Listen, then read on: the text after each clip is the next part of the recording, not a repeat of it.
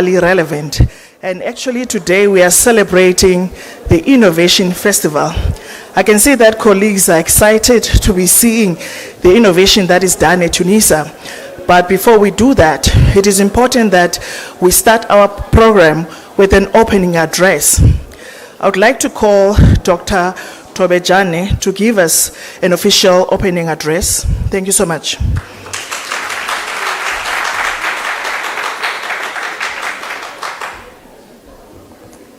Thank you.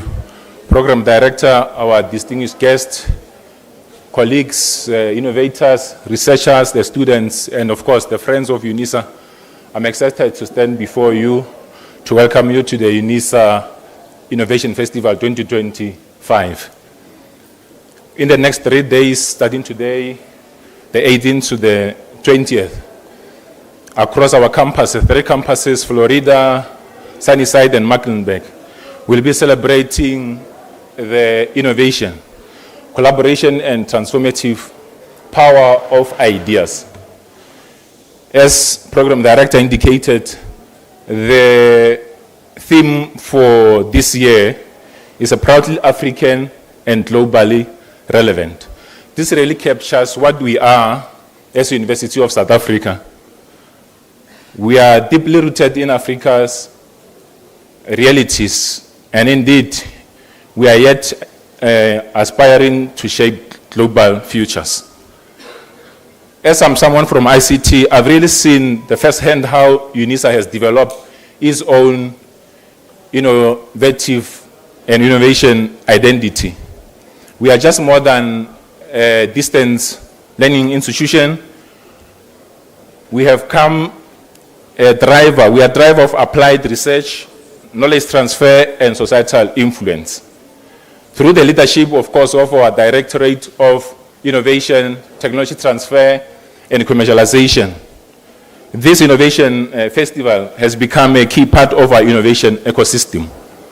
Innovation is indeed central to the work of what we do here at Unisa, and is, of course, is really embedded in our institutional DNA. We aim to leverage our catalytic niche areas, those strategically chosen domains where Unisa has particular strength, relevant, and potential to drive meaningful change.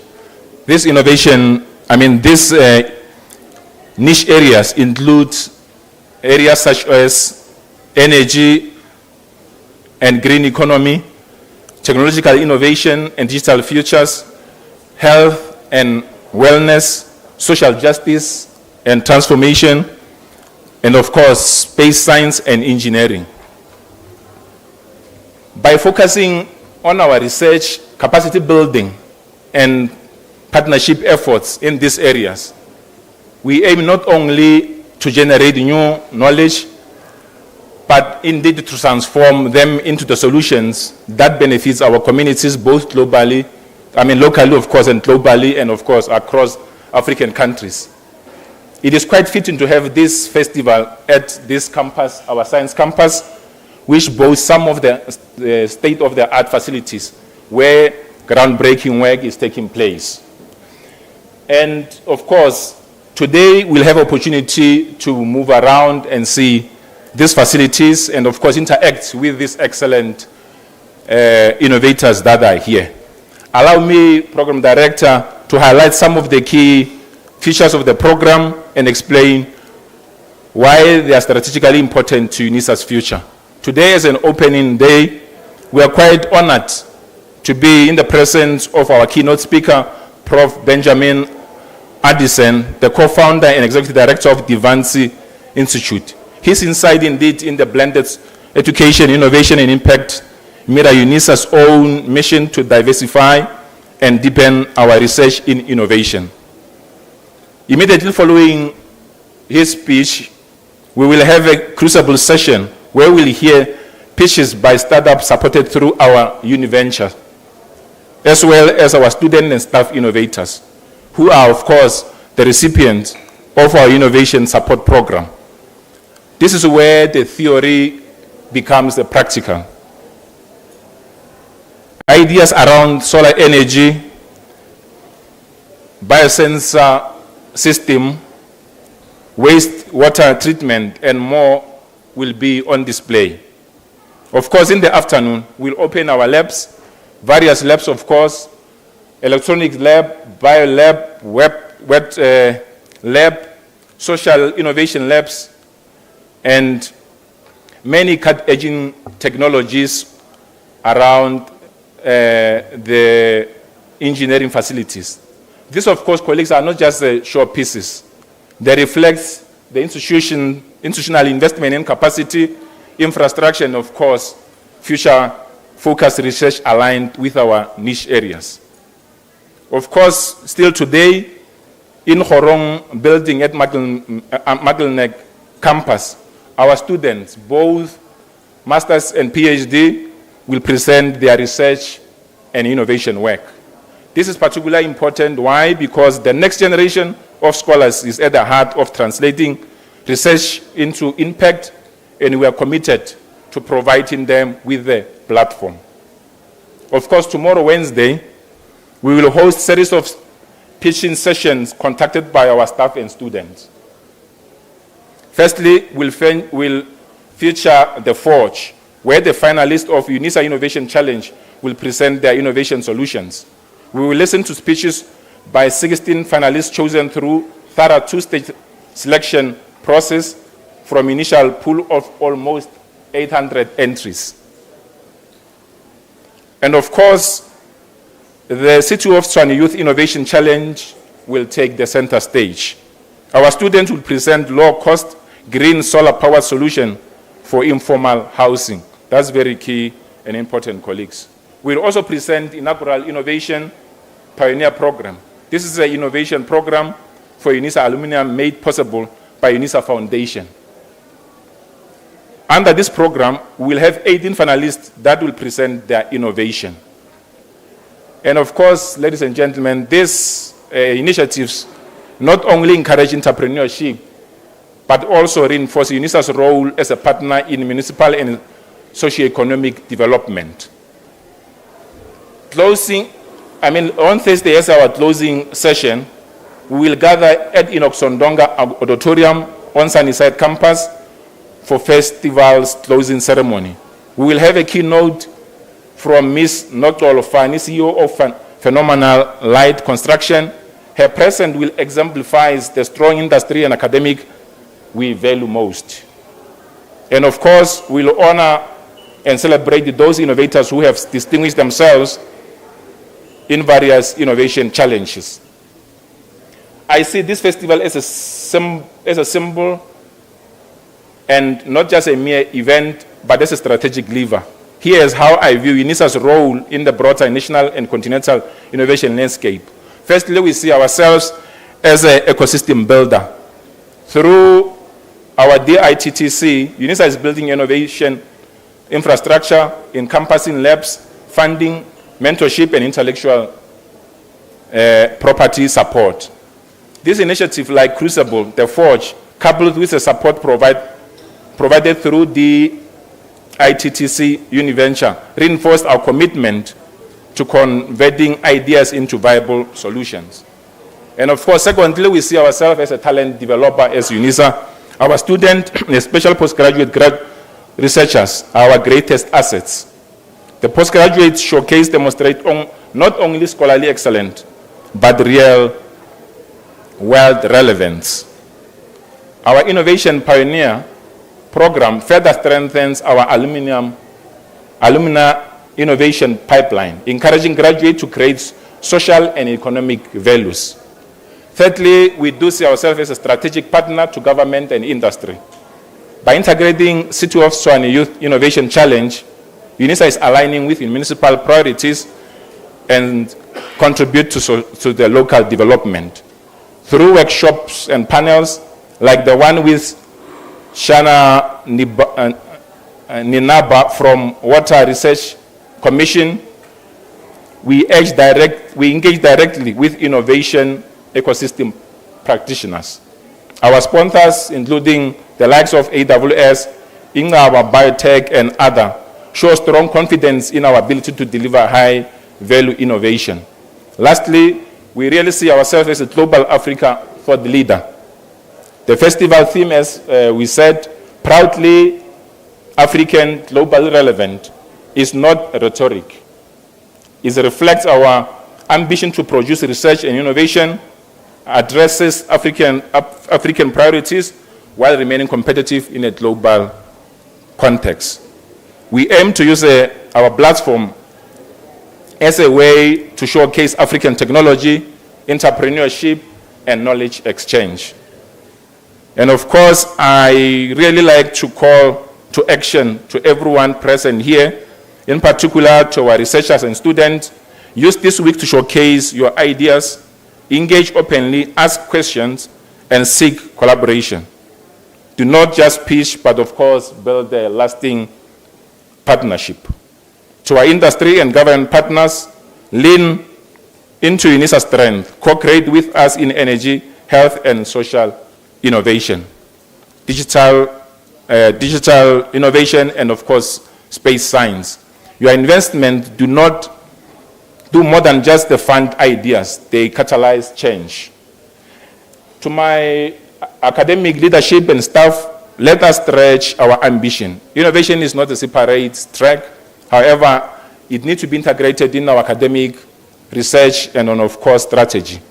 To all attendees present here, please treat this as a beginning, not an end. Network formed today, this week, conversation started, ideas generated should continue beyond today, of course, in the labs, boardrooms, classrooms, and beyond this premise. As I introduce my conclusion, I would like to reaffirm my pride in what Unisa has accomplished. This festival is a living testament to our institutional values: access, inclusion, excellence, and of course, impact.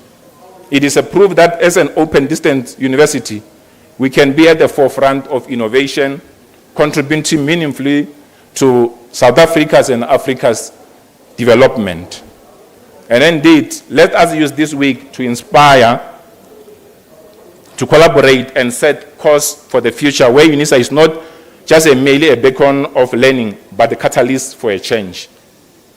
Indeed, it is now an honor to declare the Unisa Innovation Festival 2025 officially open.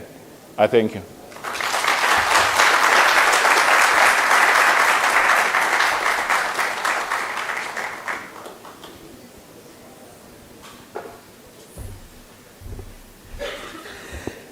Thank you very much, Dr.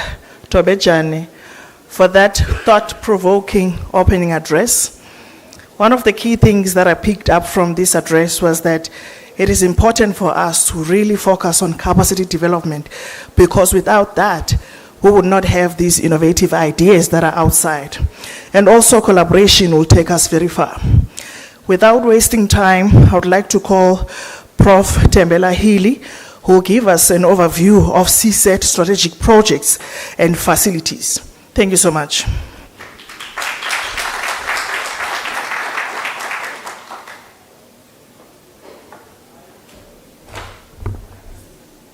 Good morning, everybody. I hope now, as it has been declared, that it's open. It's a festival, so we're not giving lectures, we're just enjoying what Unisa is doing. The only thing I would say from the CSET point of view is that the university itself should move beyond just having passive spillouts as companies. We should stop hoping that whatever we do in the labs will eventually be some solution out there. We should be intentional. So if we always talk about impact, impact requires that from the lab, we should have a process that takes us from there to have solutions that make an impact. And that process is innovation. What does innovation requires? When I said universities should now step up, it requires 5 inputs. Human capital. The speaker talked about capacity. And this human capital will be your scientist. But beyond that, Scientists usually get intimately close to their projects and feel that this is what it's supposed to do. But it's not for them. It's for the market out there. So which means we should also include the economic college, the business schools, where they have a body of knowledge to understand what the market requires. So human capital, therefore, means we have to have your scientists, but mix them with the teams of marketers, the teams of salespeople who understand what is required there. The second one is funding. I hope we have some funders here. Yes, the government gives us a lot of patient funding where we're doing research. We have a beautiful labs, as you would see, with all these instruments that have to have us seeing things that we're not supposed to see. This reminds me of a Minister of Science, Mangena, one time, when he said, when we're doing nanotechnology, his problem is that he would go after the late Dr. Akaya, who was a social minister by then. And what he would do to Treasury, he would say, I just need one loaf of bread and a bottle of milk for those people who are hungry so that they can sleep well. And then when it's his turn, he will say he needs 80 million to buy an instrument to see things that we can't see. And then that was really difficult. But that was also important because from that science, we begot these solutions that we have today. So the third one is infrastructure. Unisa has that infrastructure, as you would see. And infrastructure doesn't only mean the labs. It's also spaces where we can demonstrate what we're doing, where we can incubate these young people to actually create companies. Because we always say, when you finish, go get a job. But we don't say, go create jobs. So we're trying to augment this now to say, let's get these young people to also be able to create jobs. The other one is demand. This is very important because as we're sitting here, we usually create some of these ideas and solutions in our heads, not knowing what is required out there. So we need that interface between the market and the university. In that regard, here we have what is called the Social Innovation Hub, which is the interface between the market out there and what we're doing, so that they can at least tell us what is required, not what we think is required. And the last and the very important one, which brings us here, is the culture. So we have to inculcate the culture of innovation. We have to have an entrepreneurial mindset as universities, such that at least we impact. We're doing well, we might say, but the problem is that the unemployment still increases. And then you think, what are we doing wrong then? Because we have graduates, but our graduates are not being employed. So we have to change that mindset and say, how do we equip them with tools where they could be able to employ the other young kids who are coming from us. So this is why this is then very important. So in terms of what we do as an infrastructure, we're looking at helping companies where we have a process lab, where companies could come and test their new processes. We also have trying to look at how can we help this process with labs that would also require compliance. So there we're talking with SABS, but we're also looking at now commercializing our assets. Things that we have, the IP, technology projects, but all these things, we're not just taking them just alone. We're trying to get companies which can co-develop with us. But we're also now trying to have students to actually form startups where we can incubate them and use them as vehicles to actually take these things to the market. But having said all this, they say the taste of the pudding, whatever that is. So welcome to CSET, and then you're going to see this. And please, I think what you also would enjoy with what we're trying to do with students, there will be a pitching session around 10. I invite all of you to actually listen to them. When now they're not talking about their technology as this complicated jargon and all, but they'll be talking about it as solutions to to the market. Welcome and thank you.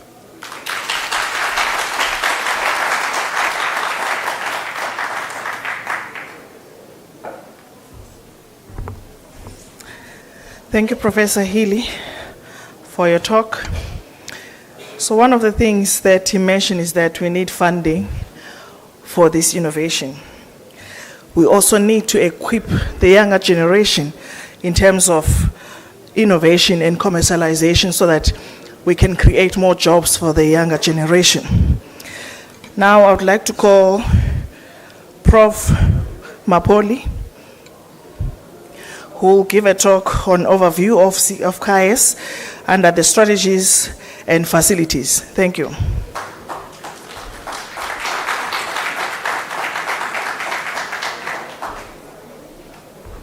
Good morning, colleagues. As you can see, I'm not Prof. Mapoli.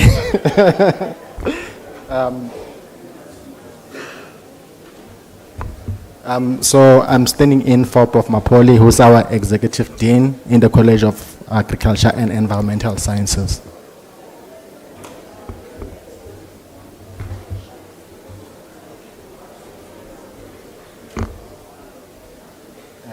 It's gonna be a tough one. I think this is not stable, but I hope I will be able to control the laptop. So I'm Salero Msebi. I'm the chair of the laboratories in the college, and this is where we give support to our researchers, our students, in terms of their research and innovations that they come up with in the college. So you will have a tour of our facilities. So we have the laboratories in the Eureka building, but we also have the horticulture center. We are actually proud as a college that we have this state-of-the-art equipment that allow our researchers to actually come up with the solutions that drive what we intend to do in terms of the impact that we want to see in our communities. The horticulture center houses the greenhouse with 6 tunnels. We also have the tunnels outside where researchers are able to do their research in terms of the root soils, doing some fertilization techniques that are unique to the research that they are working on, and allow us to really deliver on some of the key issues that we face as the country. So the college at the moment focuses on the 6 of the catalytic niche areas. We look at the marine studies, energy, 4th industrial revolution, natural sciences or biotechnological studies, health studies and medicine, and lastly, student support and co-curricular activities. And these obviously are also aligned to the Sustainable Development Goals. We have a lot of strategic projects in the college, but I'll focus on some of the key ones that have actually shown that the colleagues are coming up with solutions that are delivering in terms of environmental sciences, where we're looking at the bioprospecting. One of the projects is led by Prof. Tekere, where she works on water microbiology, environmental biology, microbial biotechnology, industrial microbiology, where she looks at the nexus between marine or water, soil, and extreme polluted environments, and come up with these bioremedial solutions that will enable us to come up with the cleaning or biomediating solutions for our pollutants in the environment. Importantly, they're also looking at the novel enzymes that can be used for bio applications. This can be taken by industry to see how they best can potentially do the biodegradations, for example, of the plastics that we have. And part of it is also including the nanotechnology that she uses in her projects. And then the next project is led by Prof. Masindi. It's actually in the Center of Integrated Water Resource Management, where he looks at the wastewater treatment, reclamation of clean water and valuable minerals. For example, looking at the treatment of acid mine drainage and municipal wastewater, and looking at the remediation of surface impoundment and rivers. Also the waste valorization and beneficiation thereof. In fact, there's also a patent that has been filed with one of the solutions that this came up with. And you can see from our researchers, there's also some funding that is being secured on these key areas that we work on. He's in this year only been awarded 5 international and national awards and recognitions. And can also clearly see from the collaborations that he's working on or with, includes over 15 international countries. The next project is on the Nelson Mandela African Biogenome Project. This is led by Prof. Mapoli, our acting executive dean. So the project is very ambitious in a sense that they are trying to do full genomes of all the African species. In a sense, it talks to this theme of our festival, which is claiming our African resources also, to see how we are able to use these genome sequences to come up with a precision medicine that addresses the needs of our African societies. And with that, it's also building capacity in terms of genomics that will fit into the applications in food security, biodiversity conservation, biotechnology, and also using this genome information in medicinal purposes. The fourth project is in drug discovery and development, led by Prof. Ntwasa. So here he's looking at, him and his team are looking at the repurposing of the current drugs, but used to identify novel cancer treatments. What is so unique about this approach is that normally when you do drug discovery, it takes about 15 years and it's very expensive. But when you are repurposing drugs and using this computational biology, you are able to identify very selective targets and compounds. And you know the compounds that you're working on are very safe and can go to the clinic very fast. And it's also very cost effective. The one highlight about the project so far is that there's one compound that they have already busy with the commercialization of, and it's patented internationally for treatment of cancer. And you can see part of it was also with the help of our funders like TIA and THRIP to ensure that the project actually succeeds. And then there's also projects on phytochemicals for respiratory diseases, where they're using a rational drug design to also come up with treatments. For example, COVID, here they're using indigenous knowledge systems. As a College of Agriculture and Environmental Sciences, our researchers are into indigenous knowledge systems, and a whole lot of them are working on different plants for various applications in antiviral, antimicrobial, and antifungal purposes.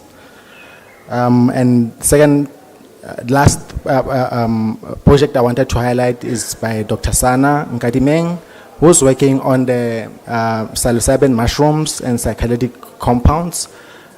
So she's trying to look at their medicinal use for treatment of neurological, psychological, and physiological diseases. Also looking at the clinical and preclinical safety of these psilocybin mushrooms and also in cancer conditions. And lastly, looking at the prevention and treatment of chronic inflammation associated with arthritis disease conditions using medicinal plants. So the last slide is on our experimental farm, which is our newest facility. Its overarching goal for the college is to actually house the technology platforms and greenhouses, smart agriculture, biodigesters, and agrivoltaics. So we want to be able to allow the farm to be self-sustainable. So there are researchers working on conversion of waste into energy, and this will be piloted at the plant. It will also allow multidisciplinary and transdisciplinary collaboration, which is what Dr. Tobejani has already alluded to as something that we need in terms of the partnerships. And we are hoping that this farm will also be an innovation test hub for the students who are coming up with these solutions, where they can see their products ultimately reaching commercialization, where they are able to pilot them at the farm, not just in the lab, and leave their solutions there. And the farm will also house the last thing, which is what will be our veterinary school, and not only for teaching and learning purposes, but it will be used for the research and innovation in veterinary sciences. I thank you.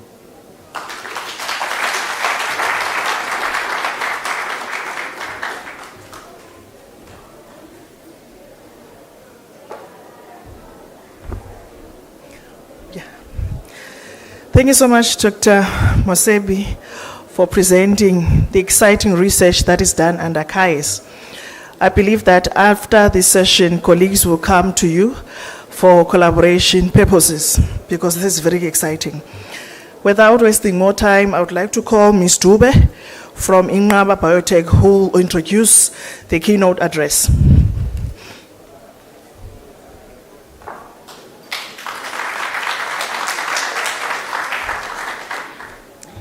Good morning, everyone. Okay, I trust you're all good and excited about today's event. Yeah, I know it's a bit cold, but I hope the event will make you guys a bit warmer. So my name is Lindsay Dube, and I am from Inqaba Biotech. So firstly, I would like to thank the organizers for inviting us today. So normally my talk involves me sharing information about the solutions we offer from Inqaba Biotech, but today it's a bit different because I've been honored with an important task of introducing to you the keynote speaker. Okay, so before we call him up the stage, I would like to go through his biography. Okay. The keynote speaker will be Prof. Benjamin Anderson, who is the co-founder and executive director of Da Vinci Institute, a private higher education institution in South Africa that is known for its focus on managerial leadership and, of course, innovation, which is why you're also here today. Originally trained in psychology and later completing his PhD, his curiosity expanded from how human brains work to how organizations and leaders function in complex environments. So his journey led to the co-creation of South Africa's first managerial leadership bachelor's degree tailored specifically for working adults, bridging academic theory with real-world business practice. So outside the academia and leadership, Prof. Anderson enjoys crafting living art, which is interesting, okay, and through his collection of bonsai trees. I hope I'm saying that correct. Okay, so and while he's known for being resolute in his decisions, he cheerfully admits that a perfectly barbecued lamb rib is enough to make him reconsider even the most earnest choices. So I hope the organizers are also going to work on that as well. Okay, so without wasting any more time, ladies and gentlemen, please help me to welcome Prof. Anderson to the stage.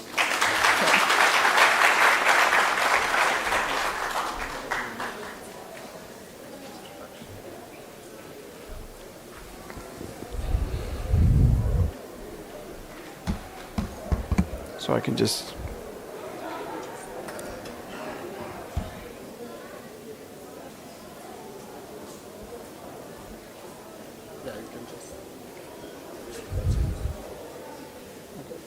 You will show it there. Great. Well, thank you very much, colleagues, for the opportunity to hopefully have more of a discourse with you today than delivering a keynote. I'm always curious that we talk about innovation, even in Africa, Dr. Tabajani, and saying that, I hear we're working with frames of the natural sciences and the engineering sciences and the veterinary sciences, but to a limited extent about the social sciences. So my curiosity is about people. And I have devoted my time to innovation that relates to people. So as much as I respect all the brains in the room around the natural sciences and the related sciences, my interest is the human interface. I'm curious about the fact that Africa is the bedrock of Homo sapiens. But yet Africa is not giving to the world a lot about the history and the way Homo sapiens is showing up. And I hope even at Unisa, who's been a critical player in the broader ecosystem of innovation management in South Africa, I also hope that you can expand your interest to the human interface, to really create a full embodiment of what innovation could be. Now, I wanted to share with you today, and I was asked to share as an innovator, what have I tried to contribute? And as the outgoing chair of the International Work Stream on Innovation Management for South Africa, I also want to acknowledge the role that Unisa has played over the past 14 years in determining and co-creating those innovation management standards. Because as you will know, and if you don't, the innovation management standards, the ISO standards, have been published since last year, and there will be a series of publications. And I do hope that Unisa will also embrace those in their endeavors related to innovation. But I thought I just want to acknowledge that to start with. So I want to talk a bit about theory and practice, and how do we create, through innovation, an agile, aligned, and engaged future workforce. So as we sit here today, it should be that all of us understand the underpinning notions of being agile and being aligned and being engaged. I'm not sure when I look in the world around me that that's necessarily happening. A critical concept for me as an innovator in my engagement with you would be, are you a collector or a connector of dots? Are you collecting or are you connecting? Or are you doing both? What concerns me is that I see a lot of connecting of dots, but they're very often linear and they don't really lead to something. So if we want to, I believe, really co-create new understandings, creating new frames of thinking, the notion of collecting dots will be critical. And if you look at this graphic for me is an interpretation of reality. You will see color, you will see shape, you will see distance, you will see structure. You could look at different dimensions to it. But if I only attempt to connect those 9 dots, you will be limited in your capability to co-create. It is only when you can move beyond those 9 dots that you will be able to make, in my mind, a meaningful and sustainable contribution to society. And I hope all of us can stretch our mind to go beyond the 9 dots. We live in a society that's very cultural. There are norms and there are rules. But those norms and rules potentially has the capacity of boxing you in. I say they're creating a dance between the algorithm and the androrhythm. If you want to stick to the algorithm, you will stick to the 9 dots. You will still be researching things that you are doing today in the next 20 years. But if you allow a dance with the androrhythm, the human interface, I believe you will create new structure, new pictures of the world, new interpretations of reality. Now, to do that, I sense that the construct of self-directedness is critical. You can only break through this mold. You can only become involved in the dance if you allow yourself to be self-directed. And in self-directedness, there are three critical factors. The one is, show me your levels of mastery. Show me your sense of purpose. And show me how autonomous do you operate. And you may ask, Ben, but how do I know this? Well, if you master things in life, people will ask you to talk about it and to share it, because you will be a master. If you are autonomous in the way you work, you won't need to be micromanaged. Your need to be employed by somebody should go to zero. Your need to be employed by somebody. Because if you really embrace the notion of autonomy, you will be a drive and self-directed in yourself, and you will create as opposed to follow. If you ask me, if I ask you to what extent is there purpose in your life, well, you will be content. The energy engagement between you and the people that surround you will be constantly moving. There will be a constant re-engagement with people surrounded by you. So all of us need to ask ourselves, being the master, being autonomous, and having purpose, am I self-directed? Because if you're not really interested in having that debate and those considerations, you will keep listening to what other people say. But you will not allow your own mind to surface to its full capacity. Now, education has been intended over centuries and millennia to do that. I'm not sure that is happening. I'm not sure with all the regulation and all the requirements and all the rules that we have, that education is actually promoting self-directed thinking. And I hope that Unisa as an institution will also rethink that matter. Are we creating structures for people to do as we think is right? Or are we opening the space so they may even indicate to us that we are not correct in what we're doing? And that it's not a matter of being right or wrong, but that's a matter of exploring and co-creating new realities. So I decided to focus on education as an important drive to contribute to innovation. And this framework serves as a critical frame for me if you want to be an innovator. There are three main bubbles there. The one is the world of order, there's a world of unorder, and there's a world of disorder.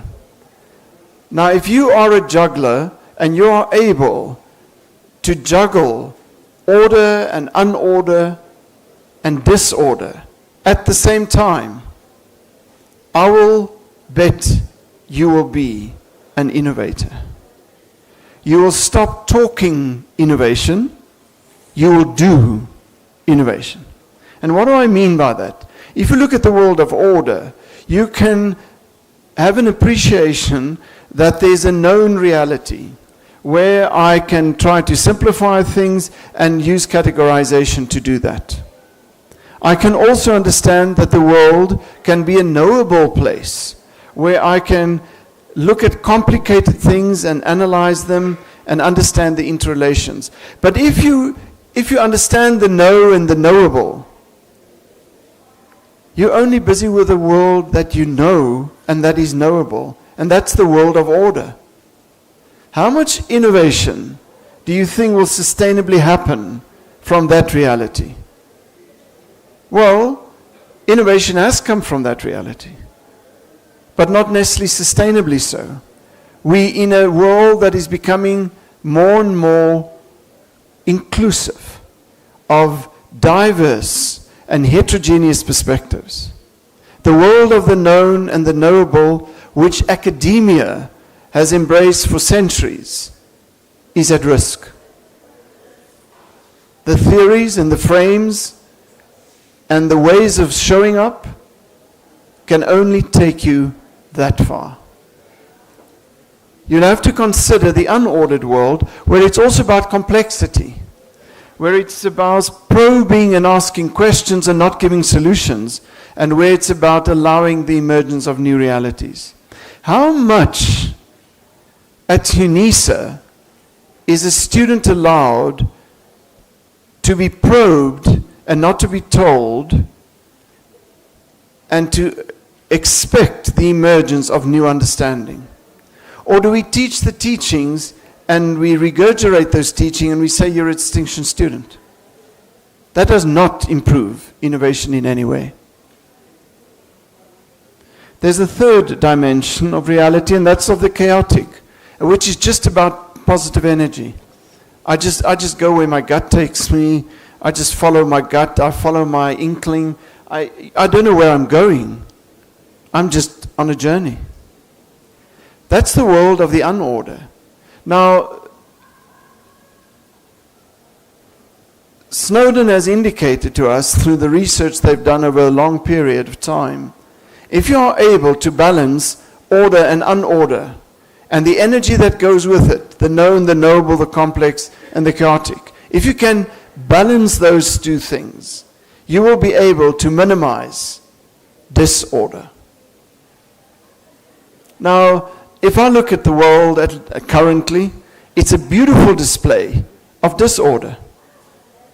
In my world, because there's an imbalance between order and unorder. There's a power struggle that some people philosophically want to hang on to what is the ordered reality, and others are emerging and say, not good enough, there's an unordered reality. A more open-ended, exploratory, inclusive space. But there's a fight, there's a power struggle, globally. And I think we are, for the foreseeable future, going to have a challenging time as innovators because of that power struggle.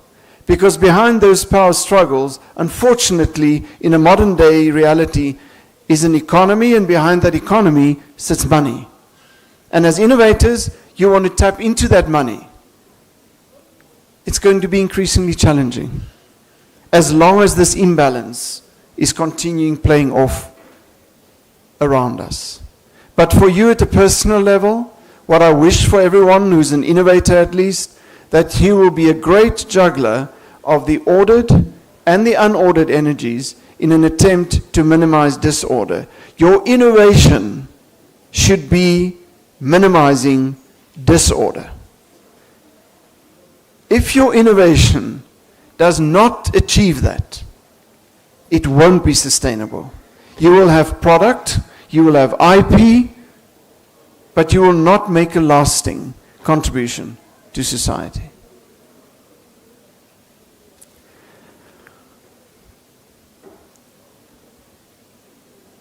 Another dimension that I want to share as an innovator is, if you want to be innovating on a continuous base, you also need to have an awareness, as far as I'm concerned, about the interplay between the energy flow between agreement on the one hand and social interaction on the other. And agreement can also mean disagreement in this regard. So if you, on the horizontal axis, on the vertical axis, see the agreement versus and disagreement, and on the horizontal axis you see social interaction, you must ask yourself, how do you create your working environment as a student, as a faculty, as an innovator?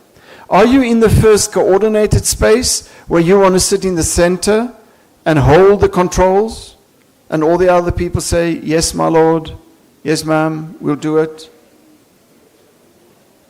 you won't get a lot of innovation happening there. If you are in the collaborative space, which I hear people talking about, you still have somebody at the center, but there's more energy flow amongst the people. So the constructs of agreement and disagreement and social interaction is a little bit more fluid. The sad part about collaboration, especially in innovation context, what happens if that collaborator in the center is run over by a bus tomorrow morning? The system collapses. Because there's a dependency on that collaborator. I've seen it with universities. You sign a collaboration agreement. It works perfectly until the person passes. No collaboration. So the nature of collaboration can sometimes, and in most cases, be very artificial. And I want to almost say to you as an innovator, be cautious for collaboration. Collaboration in your terms and as students and as institutions of higher learning often has the sponsor as the centerpiece of the collaboration. They dictate the terms. You're not in charge. Bear me, they're playing with you. But you're asked to be played with because you entered that collaboration by choice. If you want to go to true innovation in my world, you should consider going to the cooperative world. There's nobody holding anything. There's no control by nobody. There are people who form a knowledge network. Everybody has the intention to contribute. Everybody is self-directed. Therefore, the notions of mastery and purpose and autonomy is reflected in the success of that cooperative engagement. We disagree, we agree, we disagree, we agree. There's great social interaction. We don't want to please each other. We are self-directed. So this serves for me as an important frame in my engagement with people within the innovation space. But I think it's also important for an innovator to create a meta-awareness of the following four things. The first thing is that your brain really wants to be involved in concrete experiences. This thing up here wants to get up in the morning and want to experience something. Some of you put on the radio. Some of you go for a swim. Some of you go and jog. Some of you raise your kids. Some of you look after your pets. Some of you go into the garden. Doesn't matter. But your brain needs experience. Just do something. Once you start getting involved in that experience, your brain has a need to reflect on what it has observed. But you have to allow the brain to make that reflection. In my experience as a psychologist, I see people having experiences, but they don't reflect. I will talk to somebody who moved into a new executive position and coming for a coaching session. I say, well, let's reflect. They said, no, there's no time. I've got targets to meet. The shareholders are waiting for me. They don't reflect. But it's critical. It's critical for your being and for you becoming a co-creator. The third dimension is that of abstract conceptualization. I find it sad that people will often tell me, I'm not in the thinking space, Ben. That's not me. You've got a brain. You should reflect, and you should conceptualize. It's not the privilege of only a few people. It's the right of all humanity. But unfortunately, again, I'm not sure through education and through culture that we have opened up the awareness around the power of abstract conceptualization. And once that has happened, you should go into active experimentation. The most limiting thing to the human brain is that you prevent it from experiencing what it conceptualized, what it reflected, what it experienced. If you don't do the experimentation, you stun the growth of the mind. And I almost want to beg you, don't do it to yourself and don't do it to anybody else. I was at university for 11 years full time. I walked away with 7 degrees. I was at large stunted in those 11 years. And because of that experience, I decided to create a university context that will not be stunting people's minds. And that's how the university or the Da Vinci Institute came to being. And here's a bit of a framework that I want to share with you from my world as an innovator, what has been created as a learning space to not stunt people's mind. I refer to it as a cooperative framework for service delivery, and it all starts, if you wish to, with that green bubble that talks about a work-based challenge. I will be honest, we're not in the business of working with 18-year-old students. The average age of our students, I think as Unisa, is about 38 years. Our people are all employed or were employed, but they're all working adults to some extent. And the critical thing that gives them access to starting either at an undergrad or at a master's or a doctorate level, they have to tell us what is their challenge. I need to know what keeps your mind busy. And if there's not something that you can articulate, well, this is not for you then. This space is created if you've got something that intrigues you. Whatever that challenge is, there are 3 critical things happening alongside it. The first one is we want to look about reframing. Before we start any lecturing, I want to know who are you? By what kind of people are you surrounded and do you engage with? And what do you do to solve problems? That's the first thing I want to know. If you can reflect on that, your challenge will be redefined. That I can promise you. The second part is the strategic understanding. What is your awareness of the strategic context within which you operate? Are you, as a South African, if you are, aware of the National Development Plan? Can you talk to it? Are you master of those 9 criteria? And there may be other strategic indicators. Are you aware of the transformation agenda in the country? Are you aware where South Africa fits into the African context? Where we fit into the global context? Let's have that conversation. You want to study? You tell me that. Because I want to know whether you understand the ecosystem of which you are an integral part of which decisions are made that will inform you and influence you.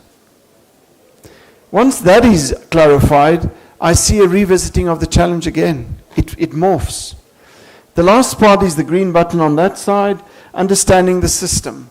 So do you understand the micro and the meso and the exo and the macro systemic implications for you as an individual? Having done those 3 things, your challenge in life, in most cases, 99.9% of the students are altered. We haven't started with any classes. The next part is, why do we do this? Because we want to make a decision in solving what is the challenge for me in life. How do we do that?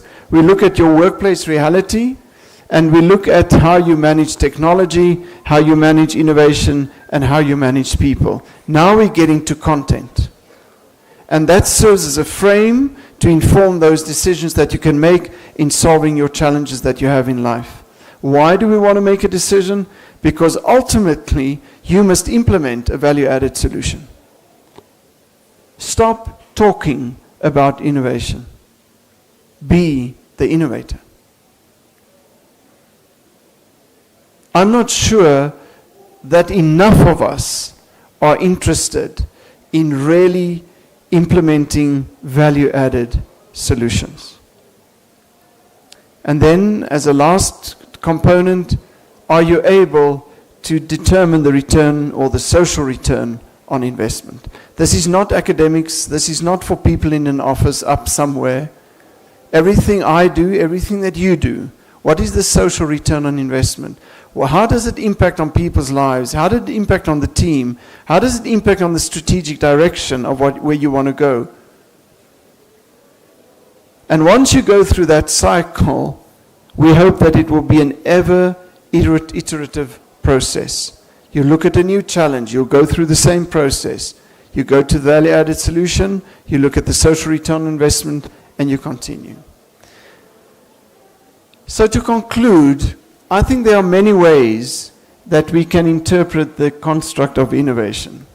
I hope to share with you just what I have done and what has worked for me and what I've committed to. The notion of self-directedness, critical. Show me your mastery, show me your autonomy, and show me your purpose. Show me how you juggle the order, the unordered world to create a minimum of disorder. And if you can apply those things in whatever discipline field you're working, I believe you've got the capability and the capacity to really become a lasting and sustainable innovator. Thanks for the opportunity and good luck to all the innovators here that are showing our stuff today. Good luck for you.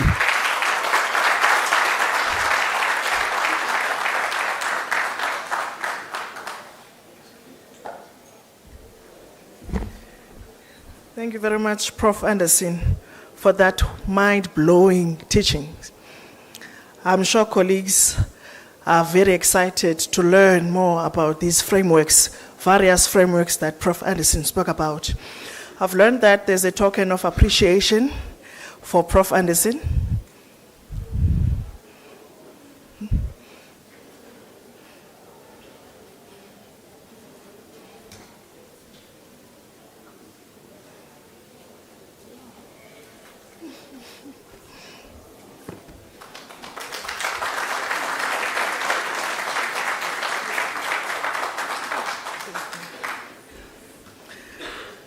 We have come to the end of the program, but now we are in the question and answer.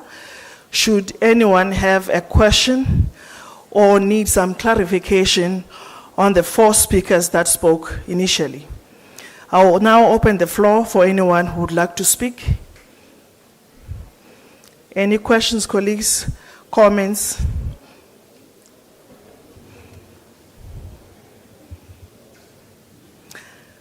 I do not see any hand, so I believe that everything was clear and I'm very excited to see the showcasing of the innovation at Unisa. I would like to close by saying that all the colleagues have given us things to reflect on.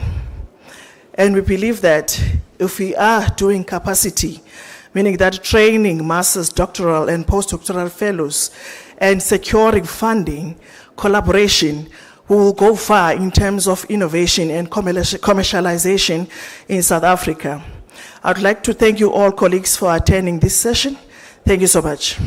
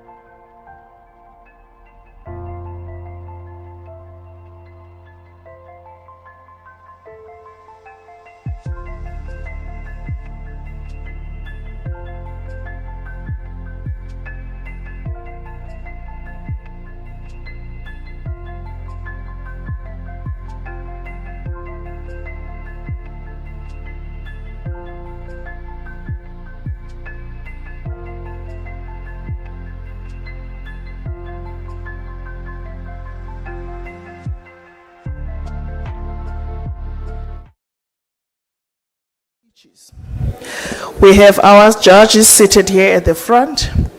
Just to make a quick announcement, the colleagues that are going to be showcasing systems in the labs should make their way on the right because that will go concurrently with the exhibitors.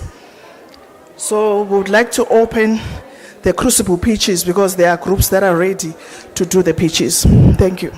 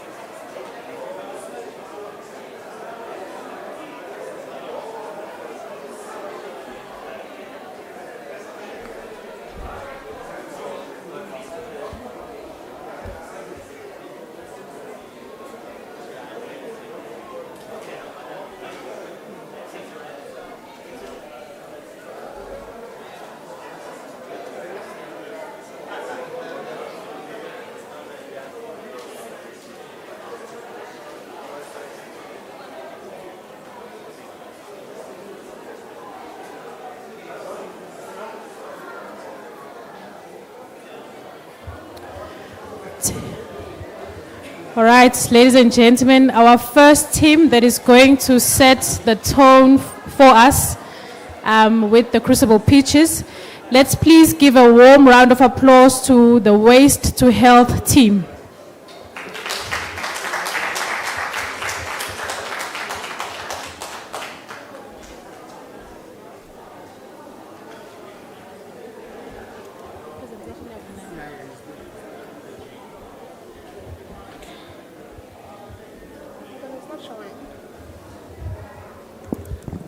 Okay, good morning, everyone. My name is Mohadi Rapita. I'm a PhD student under the Institute for Nanotechnology and Water Sustainability. So today we'll be representing our company called Waste to Wealth. So I will give a chance to my colleagues to introduce themselves. Good day, everyone. My name is Oko Gembo. Under the Institute for Nanotechnology and Water Sustainability, under this project, Waste to Wealth, I am the project manager. So we want you to sit back and listen what we have for you.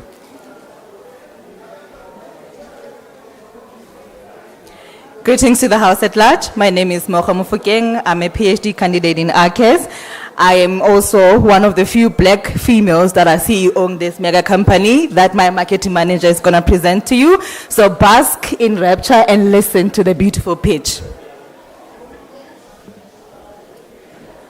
Well, good morning, everyone. I am Nompumelelo Kubeka from iNanos. I am a PhD candidate. So today we are representatives of Waste to Wealth.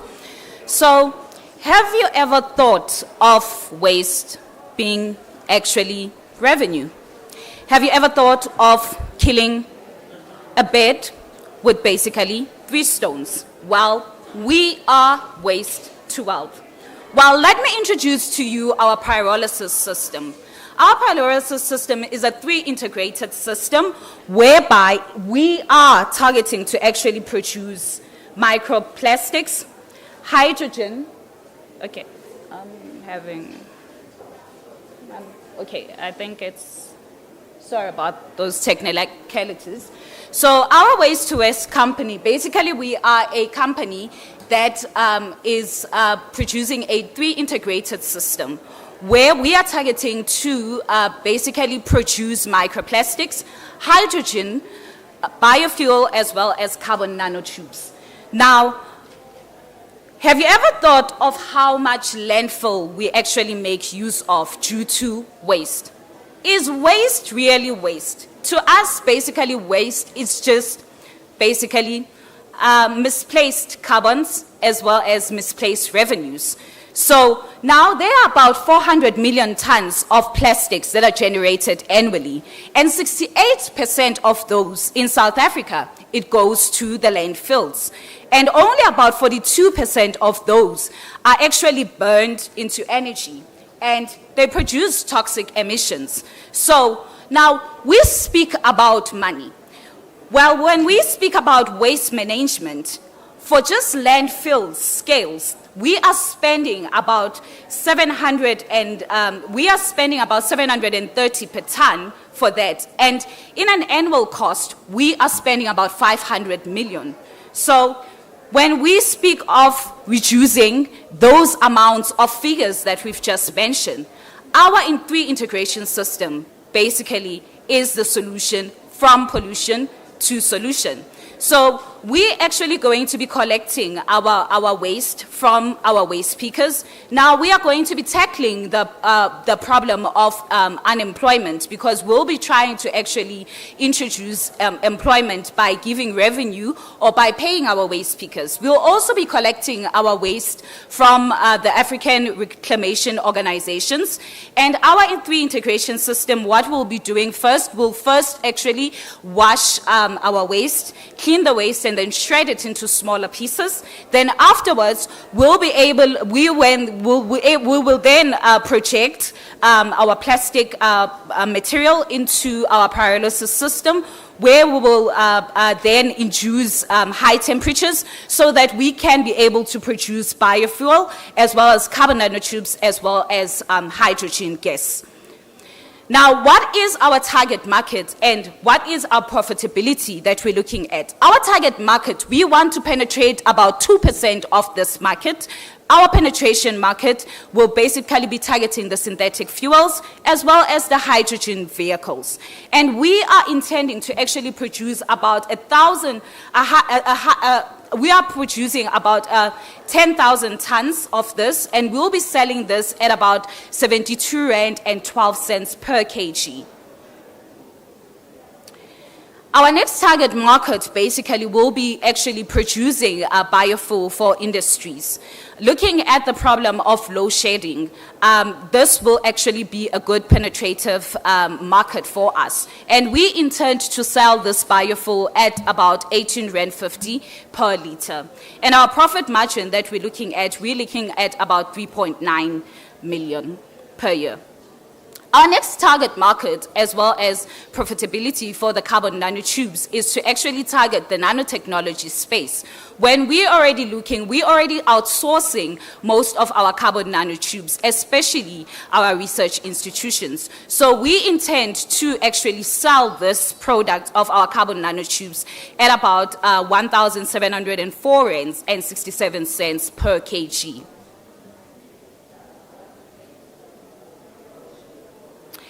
Now, what is our blueprint? Basically, our blueprint is to target the hydrogen production in our startup company and also to target the biofuel production. Why do we want to do this? Because we are looking at the fact that technology is advancing, and the next types of fuel will definitely be the hydrogen gas fuel vehicles. And also, we are looking at an alternative that we're bringing onto the market, which will be the biofuels. Our next blueprint will also be for the carbon nanotubes, where we'll be the first source of market, or the first suppliers in South Africa to actually produce these carbon nanotubes and actually sell them business to business or also to research institutions. So as Waste to Wealth, we plan to establish also hydrogen filling stations across South Africa. and also to provide carbon nanotubes and some of the mentioned products that we had mentioned. So now why do we win in this is that our product actually has efficiency, and also we are of economic value because we are turning cost into profit, and at the same time we are changing pollution into solution. So help us and partner with us as we redefine waste and turn it into wealth. Now, what is our request as a business? We are just requesting about 2 million. Looking at all the figures that we had mentioned, that we are spending plus minus 500 billion on just landfills. Therefore, we believe that 2 million is sufficient to actually be a startup cost and for our business. Now, waste is no longer a problem, but basically it is a profit opportunity. Let's invest in a cleaner, smarter future. And below is my teammates, which is our CEO. They've already introduced themselves. I'm the marketing manager. We also have our contact numbers as well as our email address and also our website. And thank you very much for listening.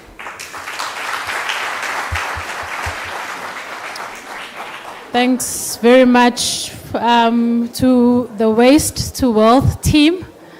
They say waste is no longer a problem. I'm sure funders in the house are burning to fund this project. In light of this, can I take just 2 burning questions or feedback for the team? From our judges.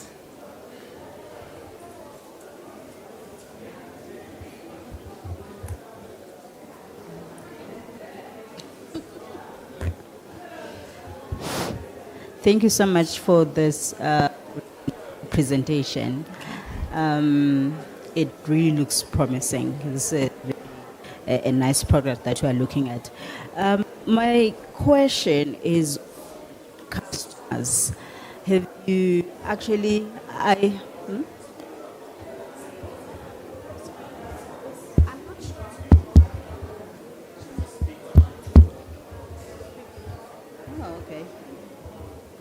So you have identified customers. Did you do some sort of customer discovery where you actually see if customers that you think you actually do have, do they actually need the products that you are working on? At this point, I said, wait. Okay, is it safe for me to speak? Okay, cool. At this point, yes, we have established that the demand for hydrogen production and biofuels and all these other materials that we just spoke of, they are in demand as we speak, but they're still in the pilot stages in some institutes that we've actually did our detailed research on. Like, for instance, your Sasol, they just when you talk about hydrogen, talk about different categories of hydrogen. You have your blue hydrogen, gray hydrogen, and then your green hydrogen. So production in particular, it varies based on the system that you're using. So with that being said, now we can penetrate in saying if maybe they acquire a lot more than they already have, then we can penetrate the market with them and collaborate with them as far as that is concerned, because we're not just talking on a pilot scale, we're talking about mass production. At this point, no. At this point, we have not begun. We are still putting the funds together. Okay. But on a pilot scale, yes, yeah. Okay, because my was on the financials, on how you come up with, or a breakdown of the financials. Okay, the breaking down of the financial has to do with the production. Yeah. Initially, when we start up, like when we have a big infrastructure, we're going to need a lot more than when we have already been established. Because this is the situation, right? After, when we start, we're going to need a whole lot of energy for our pyrolysis systems. But as soon as we have acquired enough hydrogen, that hydrogen is going to be used to power the system. So this is a self-sufficient system. So the cost will go down, but then we need to be inclusive of that or mindful of that as in the genesis of our story. So the cost involves that. It also involves cleaning. It also involves storage. It also involves shipping of the material. Yes. So those were the breakdowns of our cost. Okay. Do you have any idea who are your competitors? Yeah, there are a lot. For carbon nanochips, we already have Sabinano. For hydrogen production, we have Sasol. We have a variety of HISA. We do have a lot of competitions in there. That is why we're targeting just the 2% of the market that is not clustered or heavily populated, so that we can permeate the market. Once we are there, we are known, right? Then maybe we can say, okay, we are the competition. For the asking amount, it was 2 million.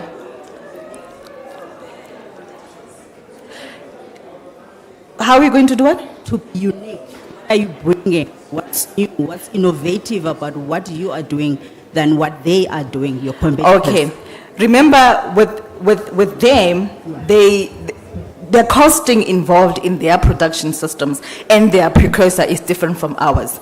Ours, we are recycling. We are taking that which has no value and bringing value to it and making money out of that. So we are also doing the cleanup. We are also contributing to the reduction of carbon emission. So our mantra actually goes together with the SDGs that are in the scientific body as we speak.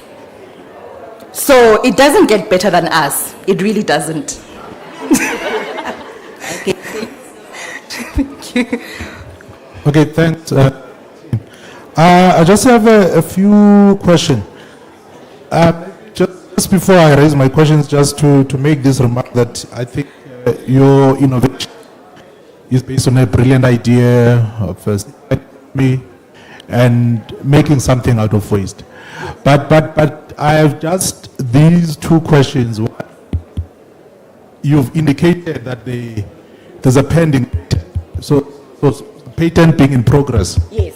So I just wanted to know what the subject matter of specific patent is it that you seek to protect, because I think that is perhaps the core of the innovation itself. So that's the first question.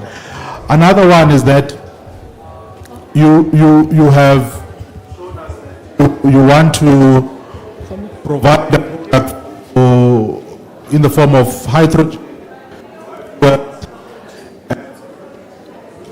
And carbon nanotubes. Carbon nanotubes. Yes. Now, I wanted to check if you have done a comparative analysis between how much it costs you to produce these three products versus what it costs other people who supply them, because that will affect your pricing and for the client themselves. Sometimes, I mean, even if your innovation is based on a idea of converting waste to something useful, if they want hydrogen at a particular price, they want hydrogen at a particular price, and it doesn't matter, you know, that you are saving the environment, etc., etc. So I just check that is your cost of production lower, or how the other players within these markets, because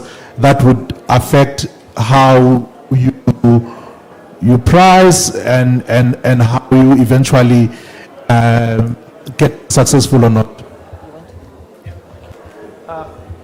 Thank you very much for the questions. So first of all, regarding the patenting, I think it's still at the early stages of disclosing what is happening with the patenting. So look at even the big companies like FC, they don't really disclose what is. So we are still at the early stages, and would wish that we, probably after we actualize everything, we may disclose a few things that going on here. So in terms of the cost, so you look at will be a self-sustaining system, whereby, of course, there are some costs that we'll have to incur at the beginning of the whole process. But then remember, as we go on, we'll be producing hydrogen itself, which will be powering the whole system. So that's how, of course, it may be costly at the beginning, But then which is in the long run, it's going to be sufficient in the sense that the energy, it will be self-sustaining. Yeah, can I add to that? Yeah. Also, I just wanted to highlight the fact that the cost initially of the company, because I can't see you when I'm answering, the cost initially from our precursor, it will be zero, because we will be unburdening the waste management, right? Because what happened is that when they acquire these plastics, there are only 2% of the plastics that they acquire is recyclable. So 98% of it, if they don't incinerate it, I don't know what else they do with it. So we will be unburdening them. So I don't know if they will charge us for that, but I'm not sure. It's not going to kill us if they do decide to charge us, because we are alleviating this problem from them and also helping them reduce carbon emission, number one. So the only cost that will be there initially, as the project manager made mention of, is the electricity that will be used to power the pyrolysis system until we have acquired enough hydrogen that will power the whole system. Then we'll be having a self-sufficient system. So the costing, so the difference between other companies and us is that we have already penetrated the waste management system. We have already reduced carbon emission. We have already unburdened the waste management systems with some of the problems that they have. So this is a problem-solving situation where we translate that problem into financial gain.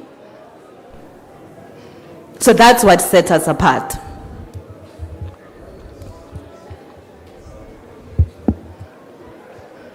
Hello. So I want to ask, in your team, who's responsible for the technology and product side? I see you have CEO, project manager, marketing, and CFO. And so I know you are all PhD students, but in the team, so who will be in charge of the technology and products? Yeah, collectively we are the brains behind this baby. Yeah, collectively we are.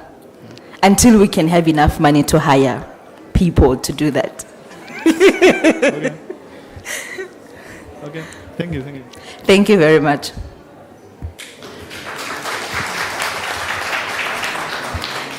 Thanks very much to the Waste to Wealth team. And just a quick recap of the rules. Each team is given 7 minutes, just 7 minutes, to give us an engaging and captivating talk on their business. And then judges, only 5 minutes. 5 minutes allocated to judges engaging with each team. All right, moving swiftly right along. Let's invite Droney Corporation to join us up next. Round of applause for the Drone Corporation.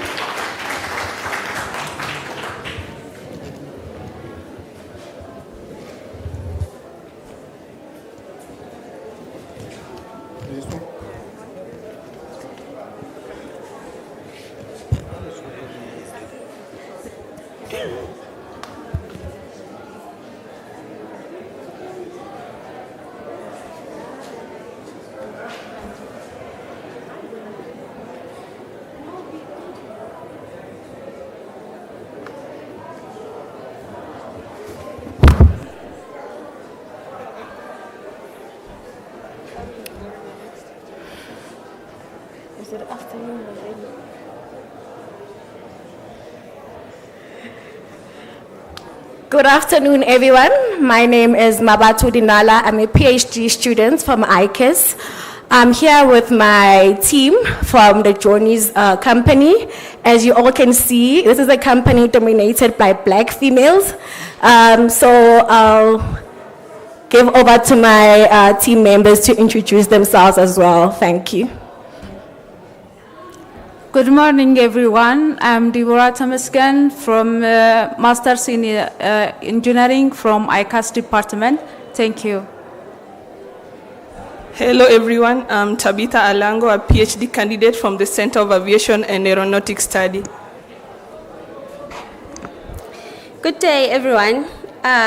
From far and near, we welcome you. My name is Dimato Magwagwa. I'm a master's student under chemical engineering. And together, we are the Dronies. So we are here to present to you one of our ongoing projects, which is about the Agris hydrogen drone.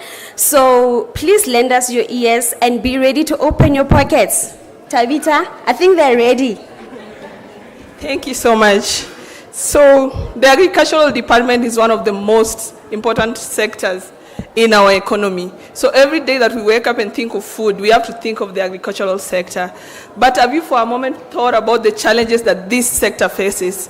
So we at Dronies thought of the farmer and the possible challenges that they encounter. And as we would travel down the farms and talk to farmers, we realized that one of the biggest challenges that they face is pest management. It will interest you to know that our farmers lose up to 10 to 15% of their yield to pest management. And to quote one of the farmers that we talked to, he said, when the rains come, just as we have scheduled spraying, we are helpless. The pests keep destroying our crops as we wait for the clear skies. And at a cost of 2,000 rands for just 5 liters of pesticide, every delay costs us dearly.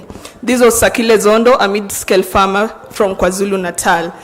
And so then we thought to us, pest management is something that has been going on and on and on. There are several technologies that have been explored through the years. We know the most common is manual spraying, but it also has its limitations. First, it's labor intensive. It poses health risks to the person that is spraying, and also it suffers the issue of inconsistent coverage, because this is a human that typically has to just remember which part have I sprayed or not. And then things have been moving, and people have also explored tractor spraying, but this too has its limitation. One of it is that you need fuel to drive your tractors. So it's increasing the cost that our farmers incur. And then it also causes soil compaction, which then affects the yield of the farms. Lastly, tractors are weather dependent. So again, this is a limitation. And the good thing is technology is coming, and people have tried to move away from manual systems, and they are moved to drones. But then currently, people are dependent on battery drones. They are doing the job, yes, but with limitations. The first limitation is limited flight time. The battery drones that are in the market can fly for about 20 to 30 minutes, maximum 1 hour. So then imagine you're a farmer with up to 10,000 hectares, then you can't rely on a battery drone. And then most of the farms are also off-grid, so that you can't continuously charge your batteries because they need frequent charging. And then the battery drones are also weather dependent, because once water gets into your battery, then it's destroyed. So then we started a young, brilliant minds and thought, how can we come up with a solution that addresses these limitations that we have outlined? And then came the vaccine that we thought of. This is the Agris hydrogen drone, the country's first self-sustaining agricultural drone, currently in the phases of prototype development and field testing. And what makes Agris hydrogen drone unique? First is the technology of onboard hydrogen drone. So it has its own inbuilt photoreactor that allows it to produce its energy as it flies. So then, by the fact that it produces its energy as it flies, then it brings the advantage of extended flight time. So from battery drones that can take up to 1 hour, we're having a flight time of 4 to 6 hours. And then it's weather independent. So whether it's rainy, whether it's sunny, you can use this drone. And beyond just the whole system, remember we say the limitation of inconsistent coverage. So this drone, we are coming in with automated sensing systems, whereby as it flies over your farm, it detects where there is a pest and it sprays immediately. So we are limiting the disadvantage of the pest spreading through the farm and affecting the yield.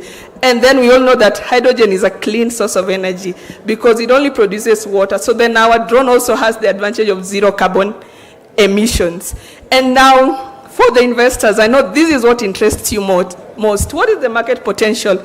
Because we are trying to move from science that is only done in the labs to science that is actually relevant to the market. So we did a research of the market potential, and we have close to 36,000 commercial farmers in South Africa. But we are not targeting this entire population. There are other competitors. So we have a first market penetration strategy. In our first year, we are targeting only 100 progressive farmers, from whom we target around 3.5 million rands. In the second year, we are targeting 500 commercial farmers, reaching a revenue of 10 million rands in the second year. And by the third year, we are hoping to reach 1,500 commercial farmers. This is less than even 10% of the farmers that we have. But then I will explain our business model and what brings about these numbers. So we have 3 steps in our business model. The first step is selling the actual drones to farmers at a cost of about 40 to 50,000 rands per unit. And then for farmers that can't afford our drones, we have a rent-a-drone model where we are renting out these drones to them at a rate of around 5,000 to 10,000 drones per season. And lastly, we have the service contracts. So each of these business models or approaches then has its own profit margin. For instance, just to highlight maybe for the hardware sales, our cost, we are approximating the cost of producing one drone for us will be around 25,000 rands. Assuming we sell it at 45,000 rands, that is a profit margin of 44%. And for the others, like for service contracts, assuming it's at a cost of 1,800 rands, and we charge our farmers 6,007 rands per service contract, we have a profit margin of 73%.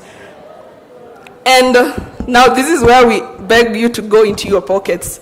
We have a pre-seed funding of about $500,000, and we are seeking 3.5 million rands for us to actualize this project. And as investor, your interest is how are we going to spend your money? So we've given a breakdown. The biggest chunk of this money is going into manufacturing and production setup. Remember, we said we are only in the basic phases of prototype development. So with your money, then we can produce our first drone, make our first sale. Beyond just producing the drones, there are other things that are involved in a business. For example, marketing, product enhancement, because we will get reviews from our farmers. We will try to improve our drones progressively.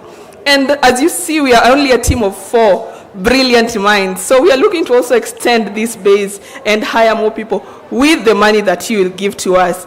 And with this, I will ask you, are you willing to board? Are you willing to join, Are you willing to join the agricultural revolution today? And as some of you might know, Unisa is buying its airport. So will you be there as we launch our first drone at this Unisa airport? Thank you.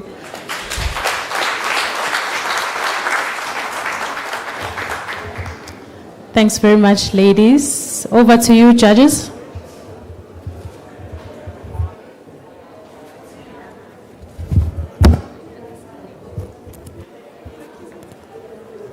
Okay, thanks, ma'am. I think you have done a good job as a team to study the market insofar as that you've given us of the technologies that exist and the gap that you're trying to fill, which I think is quite important. But I wanted to, what was not very clear, at least for me, was the stage of development of this technology. I didn't hear you talk about it. I think I understood that it just uses hydrogen and that it can go on for 4 to 6 hours in comparison to the technologies that are there that can only go on for much less in terms of duration. So I just wanted to check what is the stage of development of this technology, and is it really units that you'll be building based on an innovation or a technology that you have developed, or you'll just be building this, putting it together based on knowledge that exists, in the public domain? All right, thank you so much for the question. Yeah, so I only made a brief mention of the prototype development. So for us to actually come up with an actual drone, it needs a team from different people. So we have teams that are working separately. We have a team that is working on, actually, for us to produce hydrogen, we need something like a catalyst to break the water. So we have a team that is trying to investigate materials that can give us up to 5-6 hours of flight time. We have a team in engineering who are looking at the dynamics of, the structure. Because for us to say that this drone will produce its own hydrogen, it needs to be light enough to fly for those long hours. Because if it's heavy, we can't achieve the heights of flight that we might desire. So there are different teams currently, at the very basic stages of trying to look at what materials can we use, what catalyst can we use. So every team has been allocated, you are tasked to study this. So by the end of it, we hope to bring our heads together The engineering team comes and says, I think if we use this material, it's perfect. The science team, the material scientists come and say, this catalyst is good. So it's a collective work that we hope then will bring us this final product. So the funding you're talking about, is it what, 3.5 million? Yes. It looks like it's for manufacturing or production of something that has been developed. Is any of it gonna, that we are saying the different teams, for example, are working on? Yeah, because remember I mentioned that we also have a pre-seed funding of about 500,000 rands. So this is what we're using now for the research.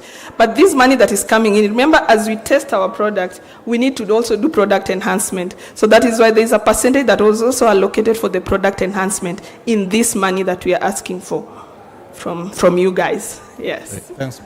Thanks. Ask you, what is your like your protocol, your prototype for the to add the hydrogen or replace hydrogen for safety and during the transportation? Because as you said, most of farms are off grid, so you need to have maybe some bottled hydrogen to change, right? Also, so what is your safety design in your drones now? Okay, thank you so much. Yes, I like that you bring the question of safety because, hydrogen is quite explosive. So the thing that we are designing, remember we are moving from electricity to try and produce the hydrogen at the farms.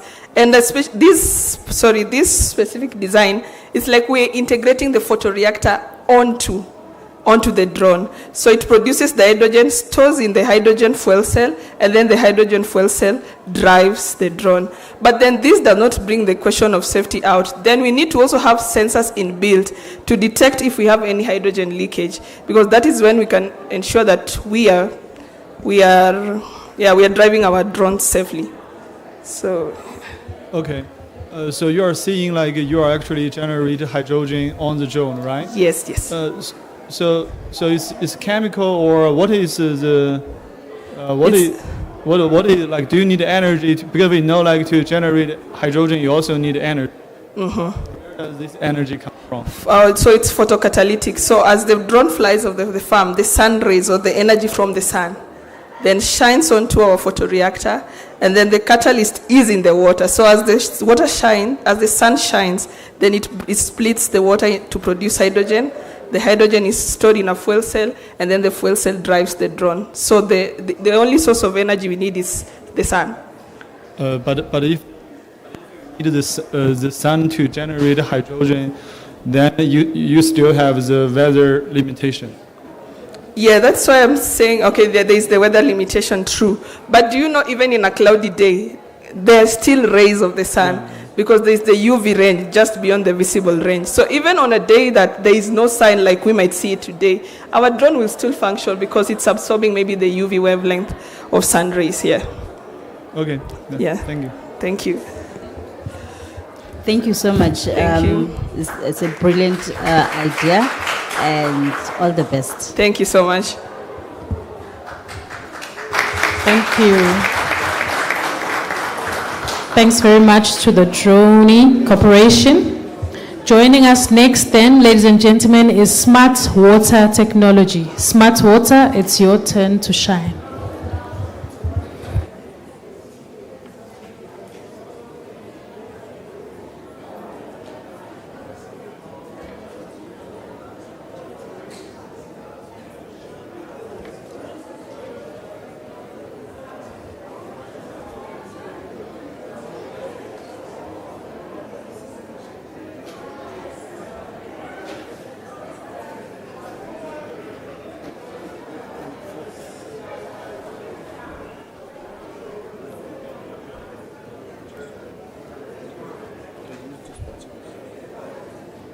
It's not showing yet.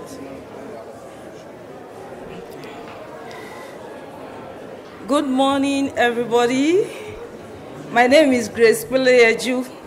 I'm here this morning to represent our company named Smart Water Technology.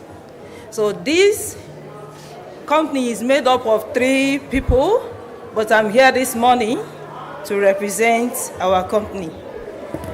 So our technology is powered by sunlight.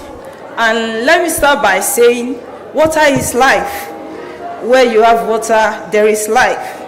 So most of the countries in African countries, they are being faced by water scarcity.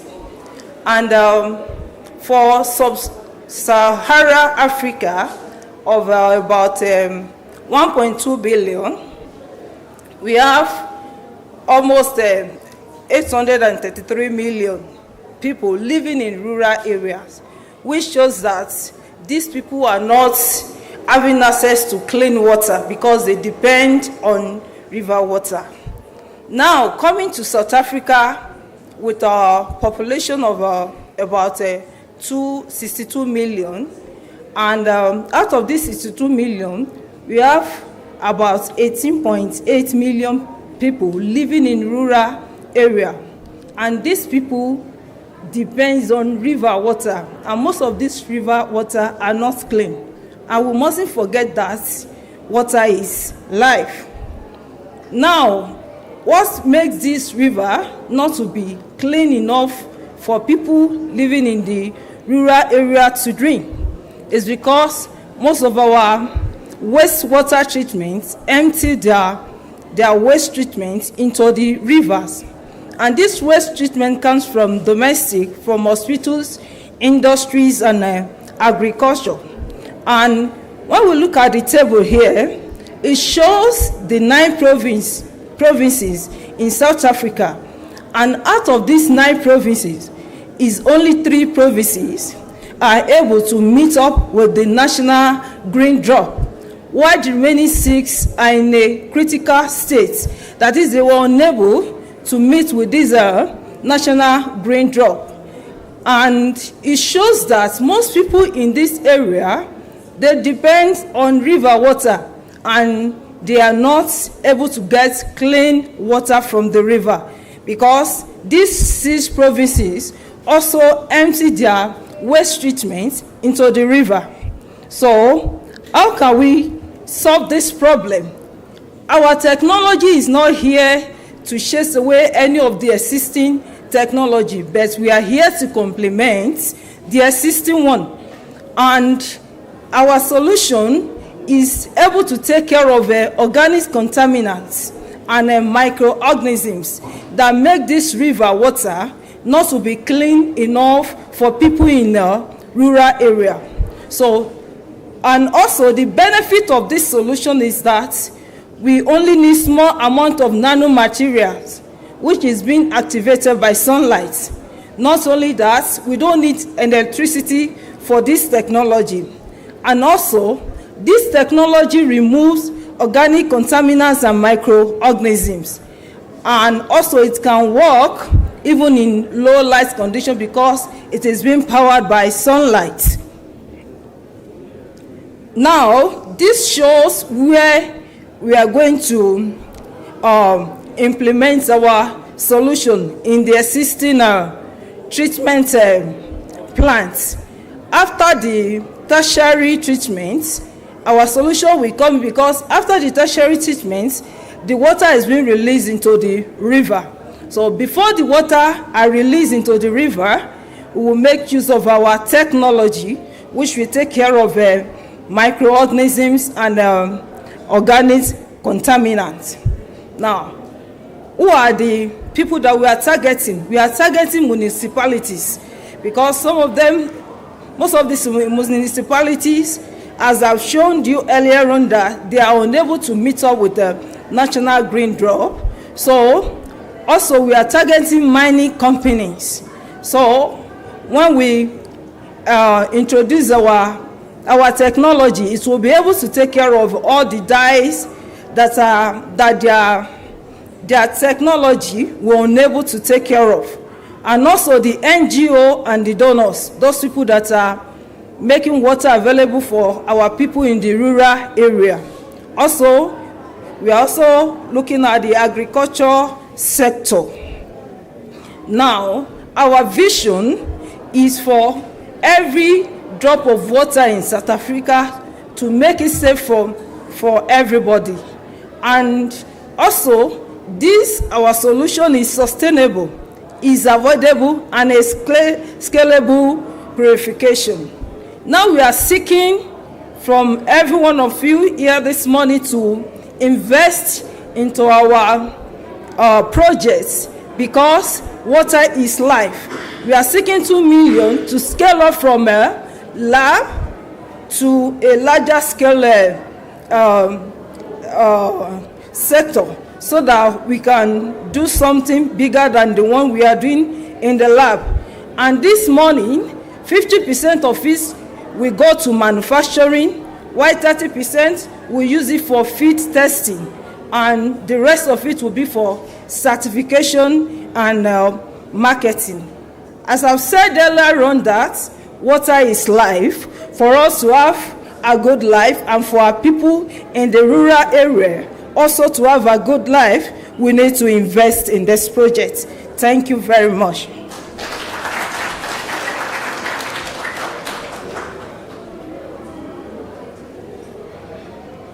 Thank you, judges.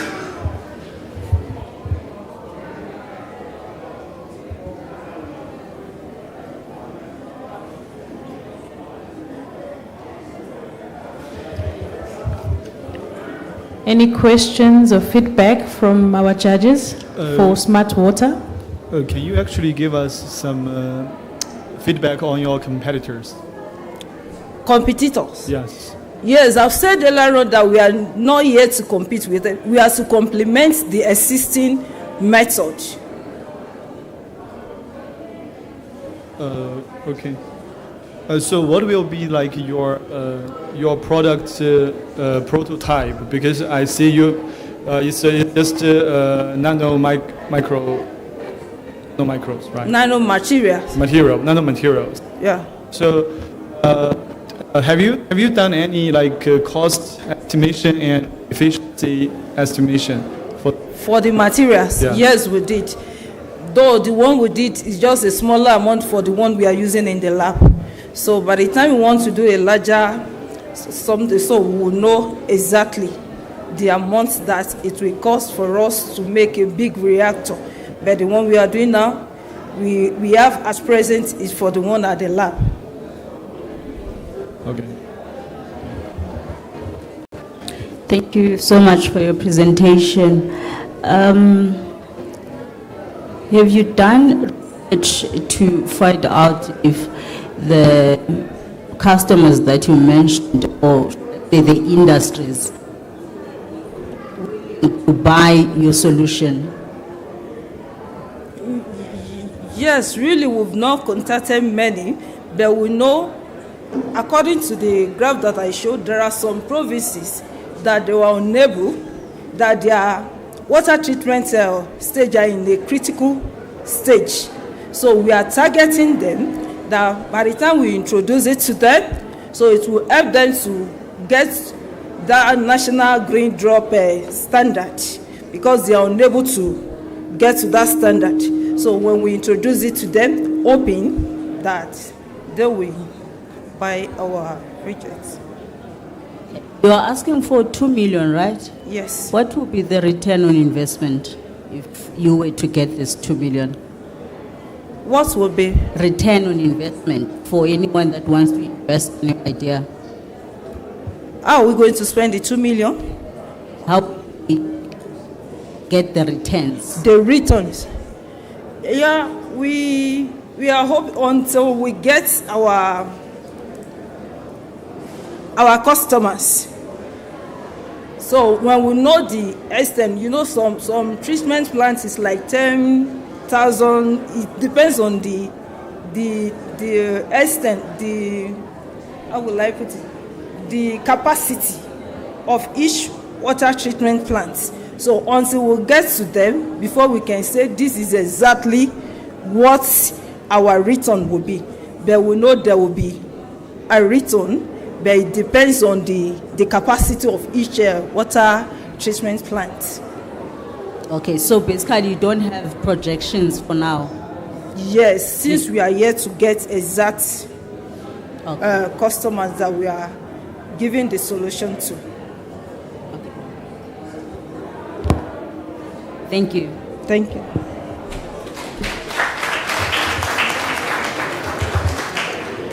Thanks very much to Smart Water team. Moving right along, I'd like to invite the Akaya Eco team to join us next.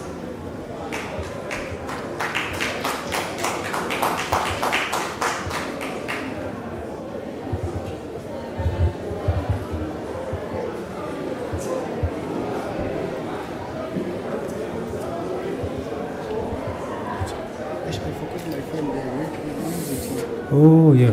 Yeah, it's not sure. It's not sure. Check your emails.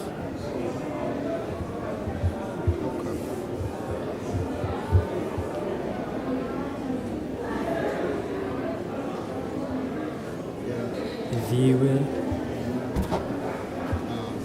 Oh, I sent it to Basanda directly. Was I supposed to copy it? Was this Basanda? Yeah, Basanda, he only sent me this to I think they should jump on the second one. So let me just check it. Yeah, no, it's not sure. Let me talk to Noisy.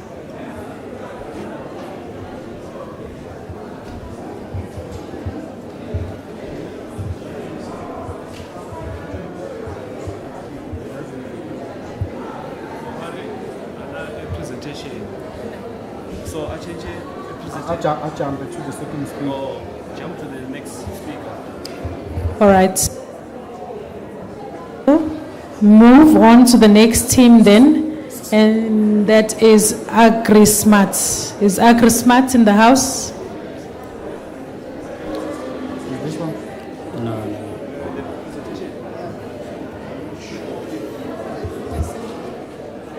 Okay. Can you please speak with him to send it?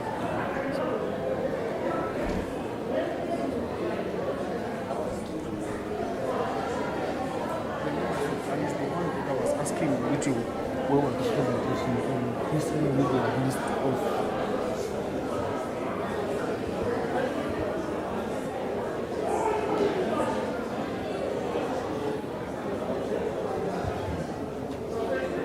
yeah, the presentations are here.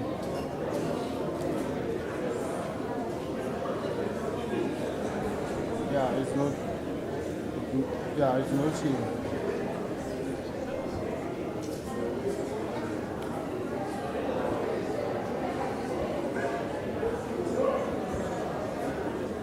I've downloaded all the presentations that I've sent.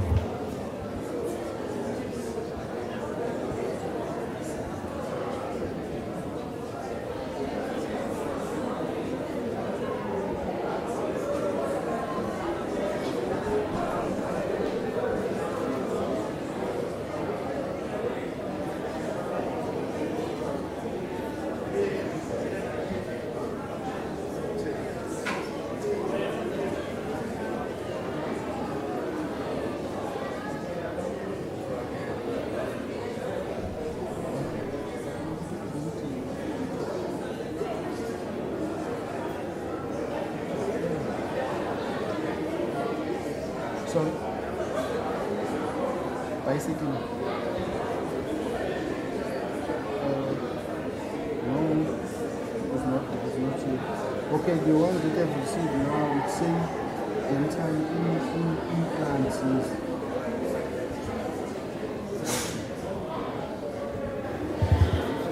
So which one's here? I think this one is here.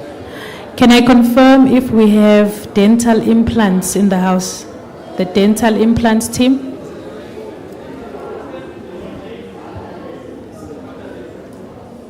And then another one that I just received.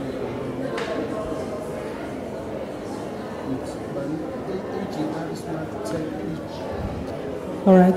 Agris, are you in the house?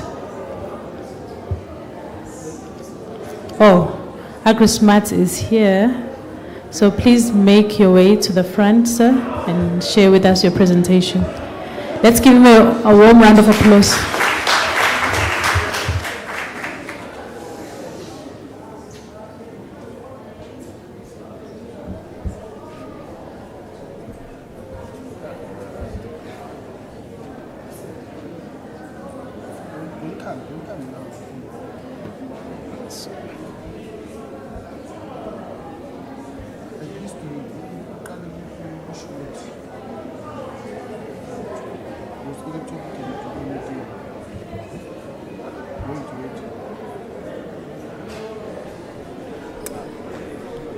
Good morning, everybody. My name is Morella Matenchi. I am the marketing and salesperson for Agris Smart Tech. Okay, sorry. Sorry about that. Agris Smart Tech, we are a company developed for agricultural importances. At Agris Smart Tech, we realized a problem for farmers where farmers have an issue of not testing soil in time for them to know what kind of ingredients they have on their farm in the soil testing process. And we also saw an issue of the department taking a long time to give us feedback on soil testing and the area that you wish to cultivate. So from all the problems that we had, Agris Smart Tech was invented based on a device that tests the soil within 24 hours, and then it gives you all the readings that you need to know everything that you need to know about the soil. So what we do at Agris Smart Tech is that we are an agribusiness consultancy that helps farmers make smarter, faster decisions by using real-time data from soil and gas sensors. Many farmers still rely on visual and basic experiences that are from indigenous knowledge. So we help farmers to earn twice on our product. Firstly, we come to your farm, we can come and, we can come and test your soil.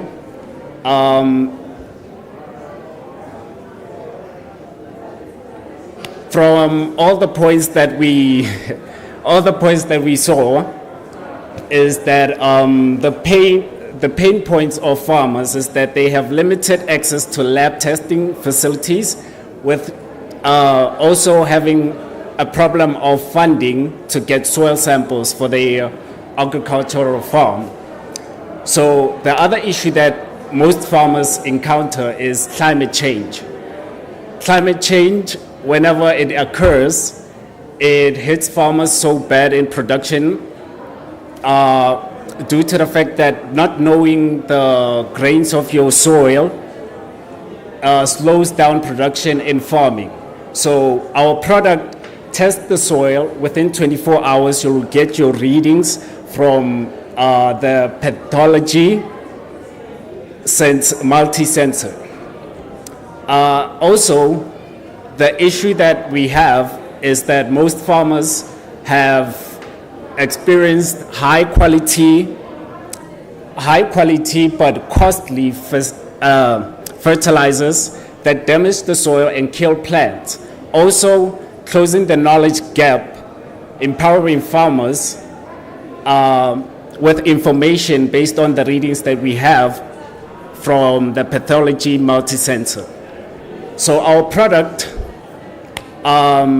as I mentioned, is the pathology multi-sensor device, which it is 14-in-1 sensors, meaning it tests the soil for moisture, temperature, humidity, conductivity, detector, NPK, and then gas controller. Meaning this device that you see on the right is a portable device that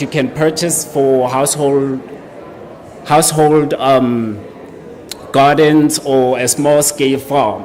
And then the other one on the other side is a bigger one, a bigger sensor that captures all the same thing as the other one on the right side. However, the other one is a bigger sensor for large scale farmers.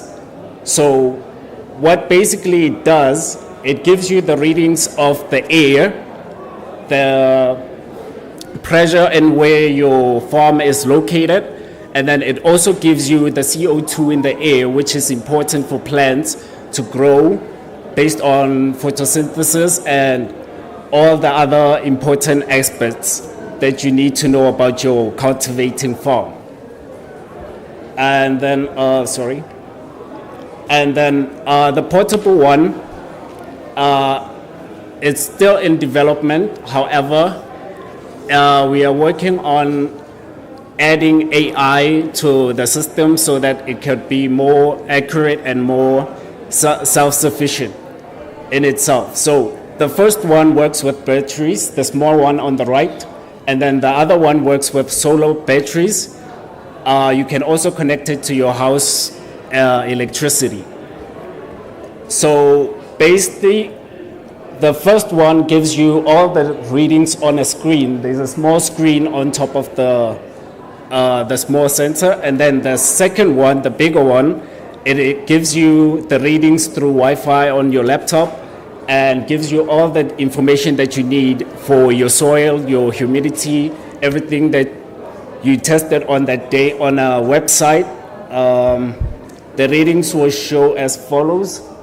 It will show you the wind direction, everything that you need, like the atmosphere pressure, the soil temperature, every mineral that it is inside your soil, so that before you can cultivate, those readings are important for farmers to know what type of fertilizers to use on their farm, and also to know to maximize production on the plants that will be, the crops that will be cultivating. So basically on the website you can log in, and then there's history data that will be available right after the use of the testing. So the single history data can be downloaded within 7 days. After 7 days it restarts, and then it gives you all the information for that cultivating season. So our estimate market size for agriculture worldwide gives us the precise areas that we managed and already worked on based on all the soil sampling that we once went through. These are the places, multiple places that we used to go and use the prototype. We tested multiple farms. The one on the left side is Agris Tech farm that we first started implementing the whole idea coming into place. And then the other farms are farms where we visited and we gave them all the samples. And then agriculture, the Department of Agriculture backed up our information also, our device, so that it gives more trust to clients for them to know that this is accurate to the point for farmers to actually work with. And then for our business model in Agris Smart Tech, we have two options that we work with. The small pathologic multi-sensor device is ranging depending on the number of sensors that you acquire. So from a starting price of 3,000 to 15,000 based on the sensors that you require for the device. And if maybe that might be too more expensive, we have a leasing option where we start from 250 to 900 per week to a month. And then advisory subscriptions are ranging from 400 to 1,500 per month. And the leasing option includes training, data collection, monthly subscriptions for the website cost, and then the data licensing ranged from 80,000 to 500,000 per year.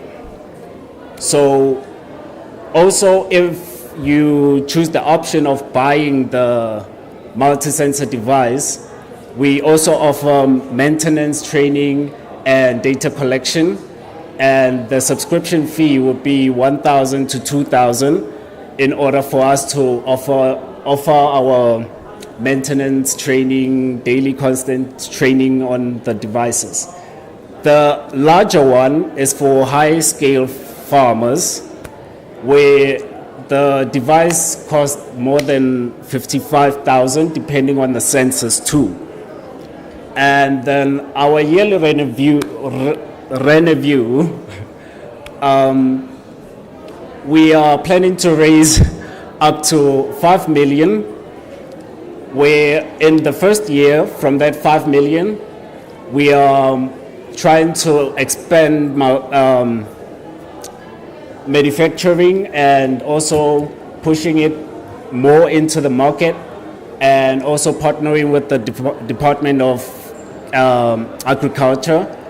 The first year, the revenue will turn out to be 7.5, and the margin will be 30.7%.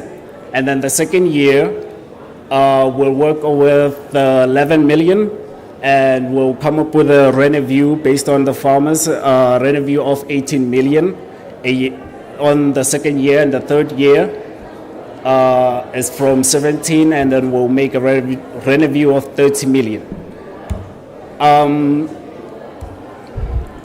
The founder of the Agris Smart Tech company is Caroline Matenchi. She is the founder and CEO. She's the one who came up with the whole idea of the pathology multi-sensor device, and she also created this through the innovation challenge from Unisa, and the partners that we have at the moment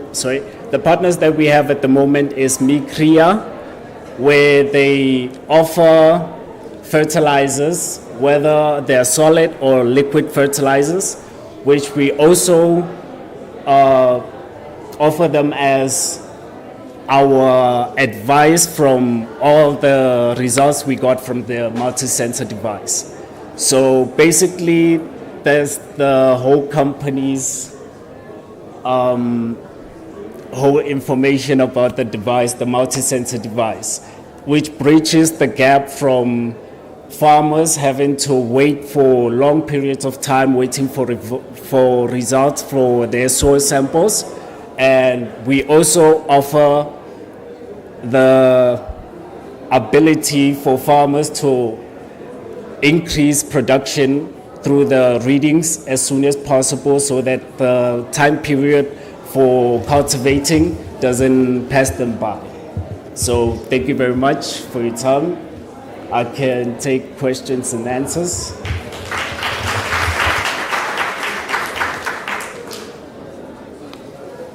Thank you. I didn't get your name. My name is Morela Matenchi. Oh, yes. Thank you so much. So these are two devices. Yes. For large scale and the small scale farmers. Yes. Small scale farmers is the portable one, and you're going to be offering consultancy as well, where you're going to the reading, analyze it, store the data on the cloud. Am I right? Yes, ma'am, you're right. Okay. So basically, you are going to be going to these farmers on what, monthly, weekly? Because I saw you costing between a week and a month. How is this often, the soil testing and your services? So on the leasing part of the pathologic multi-device sensor. For months in a year, we have 4 seasons where in the winter time there's crops for the winter time, and then there's crops for the summertime. So when we lease out the device, we include farmers for the whole year, but basically based on how many times they're going to cultivate. So if somebody, let's say, comes and says they want to lease the device, we will lease them based on before the seasons will start for the cultivating season, whether it's in wintertime or in summertime. So sometimes some farmers would need more time for large-scale farmers, where they will have to go from one place to another place to go and test the whole farm, because one sensor, when you stick it into the ground, one sensor takes a radius of 30 meters from where you stick the sensors in the ground. So we put that time period for them to be more efficient for them, so that they can get all the readings of the whole cultivated field. So if they say they want it a week, it's based on, let me just go back. It's based on basically if the small one, you want to use the small one, it's gonna be at the minimum price. And then at a higher price, it will be the bigger sensor. And for any advice that you need, it will be on that cost. Okay. I'm still confused with your costing and so forth. The other thing is the market, the customer, your targeted market. I saw worldwide. So I'm really not getting how you are coming to these numbers, the millions that you're saying you're going to make, one, two. Well, basically, from the subscriptions, when you lease the device, right now we're talking about the monthly and weekly, if I can understand you correctly, right? If we are talking about the weekly and monthly, we're giving farmers time for them to come with readings for their whole field. So we are charging based on farmers' time and ability to get all the readings they need in order to know what's going on with their soil. Okay, no, that's fine. Do you have any competitors? At the moment, we haven't recognized any competitors besides the Department of Department of Agriculture's labs. Okay, thanks. Yes. Hi. So may I ask if I think you have the sensor, right?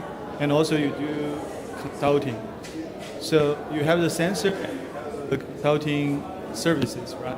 Yes. So if you ask yourself, which one is more valuable, like the value proposition you provide to the customer? The consulting part is based on the readings we have on your farm, the results we got from your soil. And that's where we consult we give you advice on which type of fertilizers you need to use and everything you need to know about your soil and the location of your farm. So you just said you haven't recognized any competitors, but I think for the agriculture multiple sensor, it's actually a very mutual product. So I don't know why you think you don't have competitors.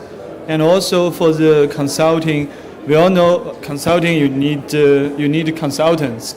But actually, if you look at the current trend in agriculture, I see in your presentation you said the history data only save for 7 days. Am I right?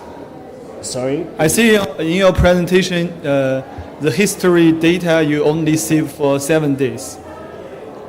The history data? Yes. On the website, the history data will be up on the cloud for 7 days. Yeah, so that's also one of my concern, because if you look at the technology trend, should have like a longer term of data, and by using some technologies like AI can actually give the farmers consultant advices, and based on, for example, the past year data, they can also get some reference and advice. So in the future, actually, it's more technology driving, not consultants driving.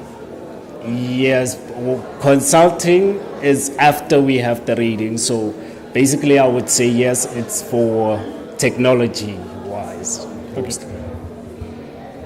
Just to add on that, so basically, data for these farmers. Remember, these people, they don't have money, they are relying on you. So you are not storing this data that you collected about their farming or their soil or whatever. You are not storing it on the cloud. You are only storing it for 7 days. On the initial cloud space where it's saved, it's available for 7 days. However, the availability is for the farmer to be able to download all the information so that he or she can have it on their phone. See, if you can view it, it says single history data download only supports up to 7 days. Meaning within that 7-day period, you can download your information, and it has all the histories that you have on that 7-day period window. Okay, your idea still needs to be refined, because farmers need data for predictions for the next cycle, so data is there and they can't analyze it because you're the one that is doing that job. So I don't see why, if I'm a farmer, I'll be paying you a monthly subscription if you're not going to give me data help me in projecting for the next year. Basically, when we are coming to farming on a yearly basis, farmers check their soils before cultivating every year. Whether it's in summer or in winter, before farmers cultivate, they have to check their soils, take soil samples to the lab to go test it. However, we are closing that gap where, as a farmer, every year the soil gets changed based on climate change and the type of fertilizers you used the last year and the type of plants you're gonna cultivate. So some plants take up more minerals than other plants, so that next year when you try to cultivate, you find that in your soil, that particular fertilizer you put in that soil at that time, maybe it's low or it's no more inside the soil. So usually when farmers want to cultivate, they usually test their soil. So we are there for them to be the short bridge of waiting a long period of time in order for them to do production. Okay, my question is just one. I just wanted to confirm, are these two devices at a stage where they are market ready or ready for deployment into the real world type of environment? Sorry, may you... Are the two devices that you talked to fully developed as technologies that can be used by farmers, for example, or that can be used by yourself for farming communities? So that's the first question. The other one, maybe I wanted to ask if you could briefly just take us through the stages or maybe steps that you went through insofar as the development and the support that you might have received from the tech transfer office, for example, within the university, just to have somebody who might be having a similar idea or maybe another unique, innovative idea who is based within the university to understand what kind of service perhaps they could be able to get from that office to be able to get to the stage that you might have gotten with the two devices? Okay, firstly, the device is already market approved. It's already on the market. We are selling them. They are already working like on multiple farms. Not sure. So basically, the first steps that needs to be taken if you're hiring our service or whether or not we're coming, what's going to happen is you take the sensor and you stick it into the ground. It has humidity sensors and it also has soil sensors. So when you stick it to the ground, it gives you readings. The small one gives you readings on a top screen, and it takes all the information that it needs to give you within 24 hours. So right after you get the readings, a farmer would come to us with the same readings, asking us for advice on which type of fertilizers they need to use, and then we'll suggest the right proper way to maximize their production with the fertilizers and what they need to do with the soil. If I answer your question correctly. No, thanks. I think you've answered on how this works. My question was, if there was perhaps any support you received in the process of developing this from the Technology Transfer Office at the university, are you able to briefly take us through that kind of support or mentorship or any kind of service that you might have received from the Tech Transfer Office towards getting your technology where it is, just so that somebody who might be in the audience, who might be an idea or in the process of developing another innovation, that they are quite, they get to be aware of the value or kind of service that they could get from that office within the university? It was an innovation challenge where the founder entered the Unisa Innovation Challenge, coming up with the idea, seeing the issue that we have on our farm where farmers cannot get proper readings from the department. So she came up with a plan that rather than, because at the time when she created this device, we had a problem where time passed us while we were waiting for results from the department. It took us 3 weeks, and at the time, it was late for us to already cultivate what we wanted to cultivate at that time, that point.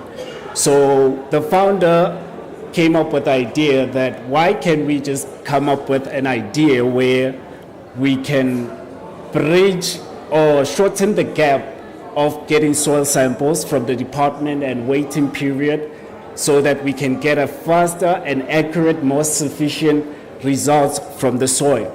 So she entered the Unisa Innovation Challenge, and I'm not sure where she got, however, she was in second place in Polokwane on another innovation challenge besides the Unisa Challenge. And from there, the Unisa Challenge, they funded her about 50,000 rand or upwards. I'm not sure on those numbers. However, they funded her project to a point where she had to even go to overseas to go and test it and come up with more devices, more pieces to come up with this device to come into one huge thing that actually is accurate and more sufficient. So from the smaller one was a prototype. Then the bigger one is the final product from the prototype. However, we just enlarged everything for a larger farm scale. Thank you, Agris. I'm going to have to cut you there. You've eaten quite a lot of time. Let's give him a round of applause. Up next then, let's invite once more Akaya to please share your presentation. Remember, teams, you only have 7 minutes, just 7 minutes to give us your pitch. That's it.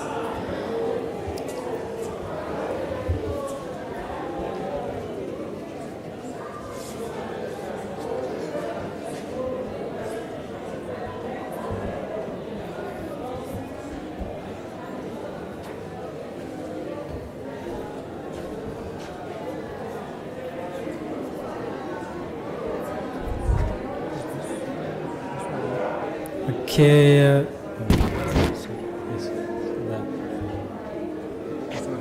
Yeah.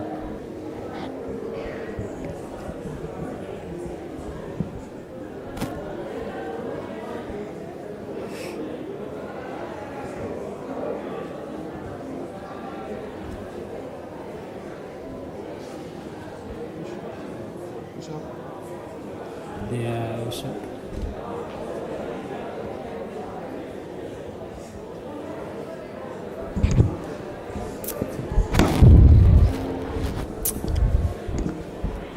Okay. Morning, ladies and gentlemen. My name is Ivone Tununu, one of the co-founders at Akaya Eco.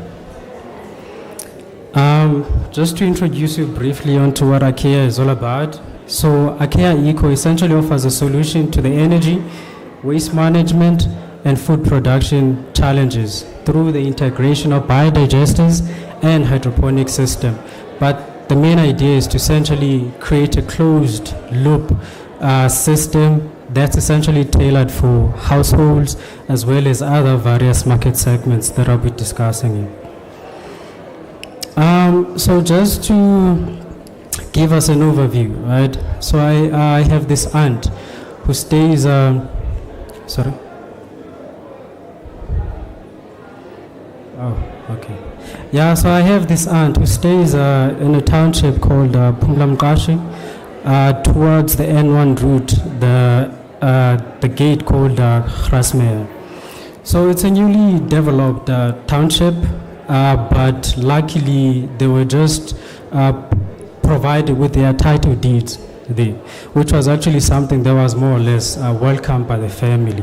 But now the issues that the community is facing there is that they don't have electricity, access to any sort of energy. They also don't have any water supply. They also don't have an efficient way of managing their waste. But what they do have is the waste that they're generating daily. But all of that waste, since there's no efficient management system there, it's either they throw it in the backyard, they burn it, or it simply ends up in like heaps of rubbish dumps, just within a community itself. So that's essentially an overview of most or majority of communities such as that within the context of South Africa. Right? South Africa is a wild energy poverty problem, challenges around waste management, an effective system more or less, as well as an efficient food production system. So if you're looking here, over about 600 people in the sub-Saharan area essentially lack access to electricity, or essentially a reliable source of energy. Let me phrase it like that, right?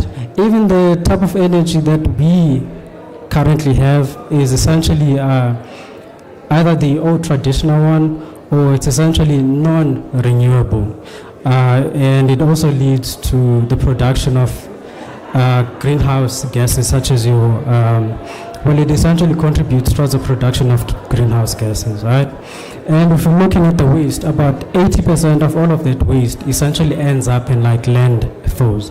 And those landfills also contribute to the production of these greenhouse emissions, but they're also breeding grounds for various microorganisms that can also impact our communities. I'm actually picturing something, I think it's just next to El Dorado Park. There's a dumping site that's essentially there, and just across the road, there's a whole community that's there. And even those landfills, essentially in 3 to 5 years, they're no longer going to be accessible, you see. And I think the main other thing is that the huge migration of people towards like urban areas, urban setups, townships, suburbs, you essentially name it. But within those spaces, they're quite small, so they're quite limited, so people aren't able to grow like enough crops for them to essentially sustain themselves and their families, right? So all of these issues essentially impact our community health, food security, as well as the environment, okay? So biodigesters were essentially proposed, I mean, these systems have existed for quite a while, so they've been proposed as a solution that can address all of these three issues. A reliable energy source, a decentralized waste management system, as well as a sustainable agricultural support.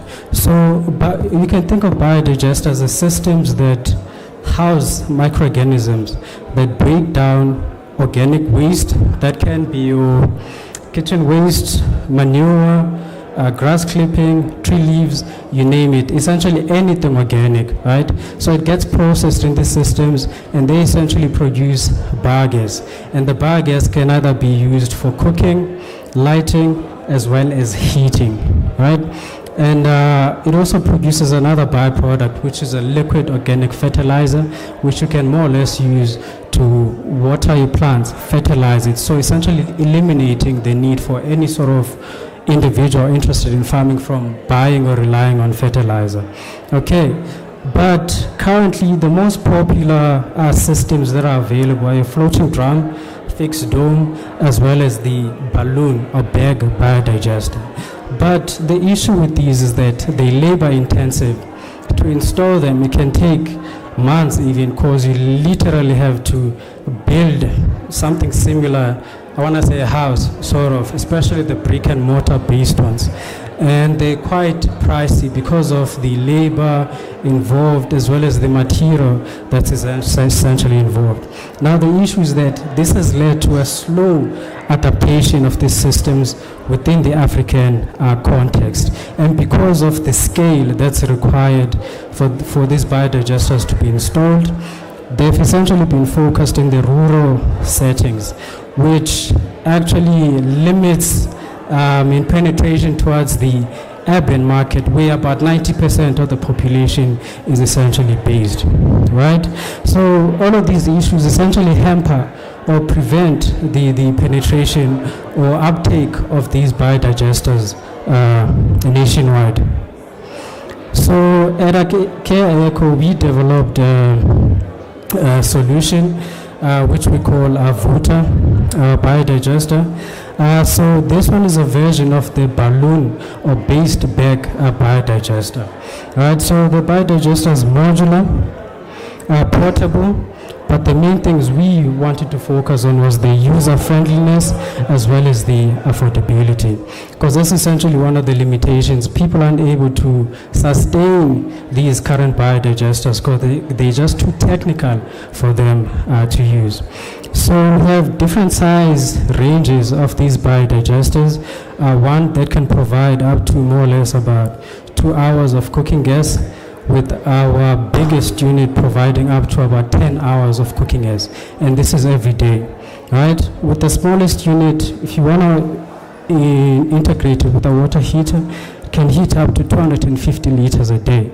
So, and it can also provide up to about 14 hours of lighting, and that's essentially daily as well. So that's a kind of offering that we interested in, empowering homes to essentially become self-sufficient and more or less self-resilient. Now the organic fertilizer, that's also a byproduct here.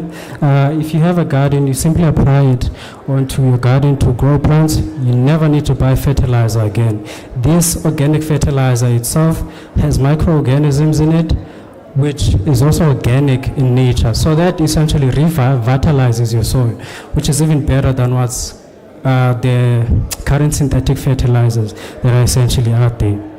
Okay. Now, because we also have an interest of introducing these biodigesters within the urban setting, I did mention that with the urban migration, with the urban settings, there's a limitation in space, okay? Because we felt like it would be good to integrate the biodigester for households, but also have a platform to use the organic fertilizer to essentially grow your plants. So we've designed more or less a vertical hydroponic system that's been tailored also to use the organic fertilizer from that, which is essentially something that I haven't done that's available in the market there. But these systems, if you just want it, but you don't necessarily need the biodigester, you can also buy it separately and simply use your available hydroponic nutrient solutions. So this You can essentially grow way more plants than you would essentially on land. So this system here can grow up to about 45 plants, but the footprint is about 1 meter squared, if I may say. It saves on water, 95% less water that you would be using there, and it also doesn't involve the hassles that are associated with growing plants on soil. But the main thing, it's very low maintenance, easily accessible, and very time saving compared to gardening using soil.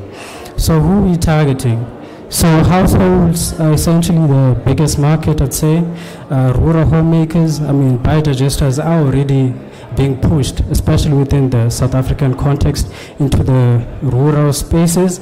But with ours, I guess, it's the, I want to say, plug and play aspect that's involved in it, where we simply ship the biodigesters to the customer and they install it themselves.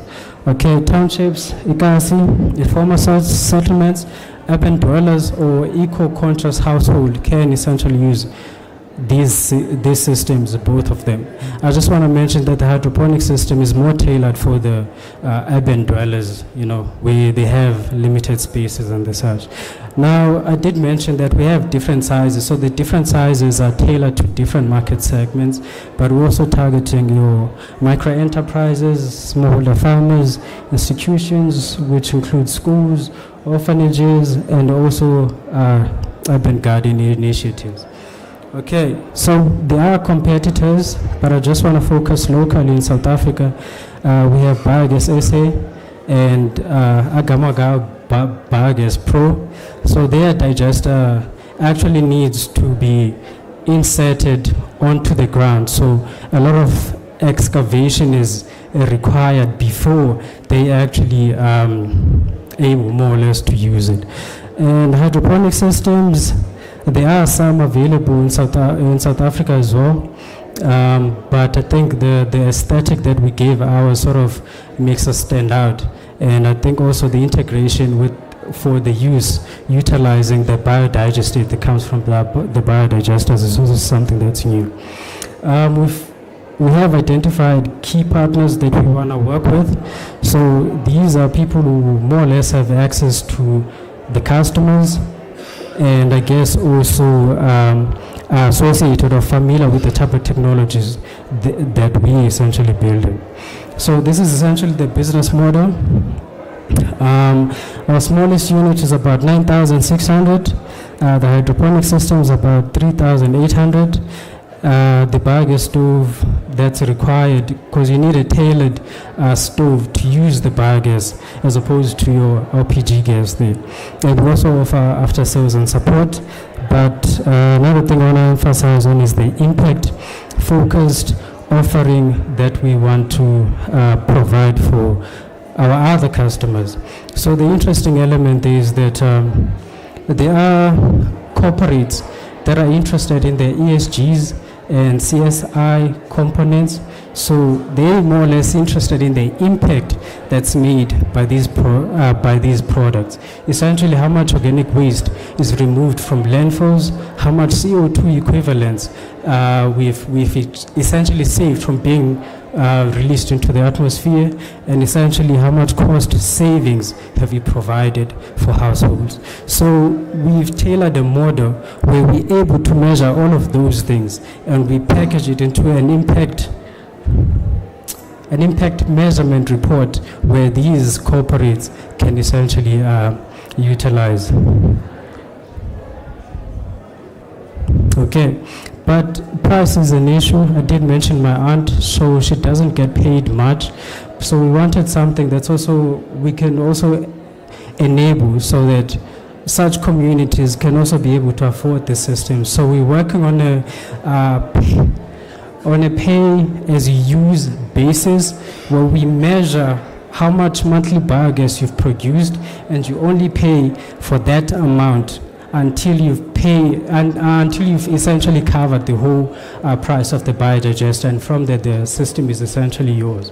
But this speaks to if you were to buy an LPG cylinder on a monthly basis, we're just saying take that money, use it monthly, more or less, to pay up the system. After 2 years or so, it's simply yours. And the biodigesters have a lifespan of about 15 years or more.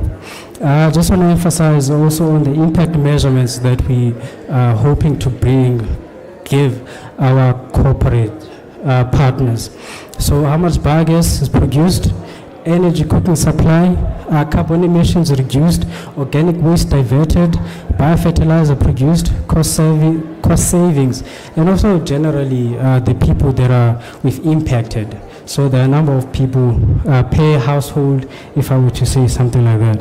So this is more or less the team profile. Myself as the CEO, I'm Timboni Dumisa, and Paul Shehu, who's more or less involved in the R&D or testing or optimization of these biodigesters. Okay, so traction milestones. What have we done thus far? Okay, so we've set up a small in-house production scale. When I say in-house, I just mean in my garage, actually.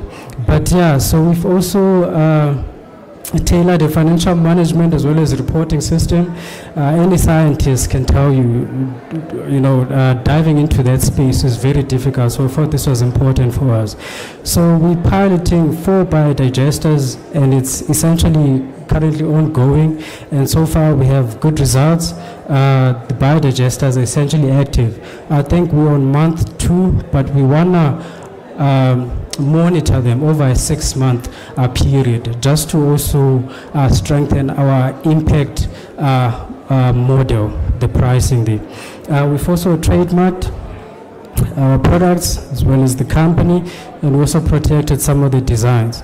And I think another aspect that we are also interested in or proud of is that we also used students. Okay, this wasn't because we wanted to, we all work within the company, so we wanted someone who was going to be able to test the products, essentially be available every day. So we just decided to use students.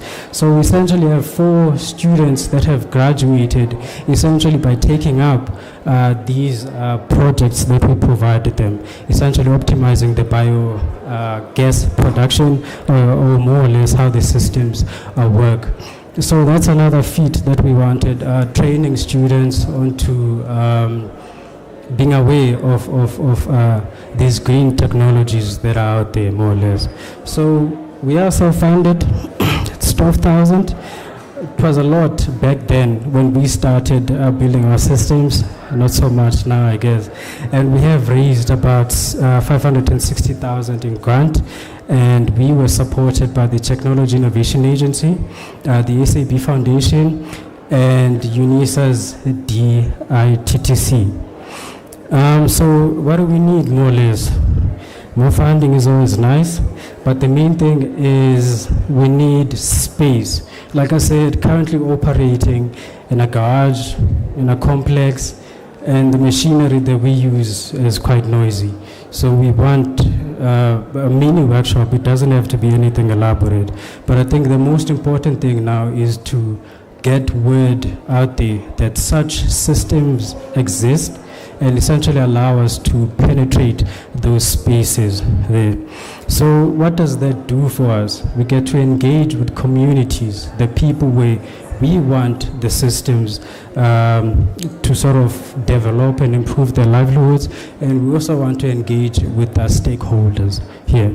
And we also need assistance, more or less, I mentioned, with creating awareness. You tell people you're going to produce biogas from your potato peels. They don't believe you. So we need a teaching element that needs to be pushed as well with these products. My name is Aviwe. Thank you.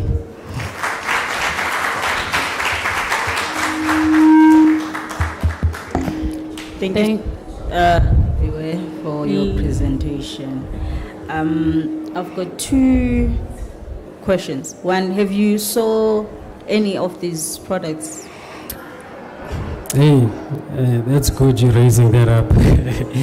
So I mentioned we're piloting 4 products that are actually in the food, right? But we wanted 6 in total.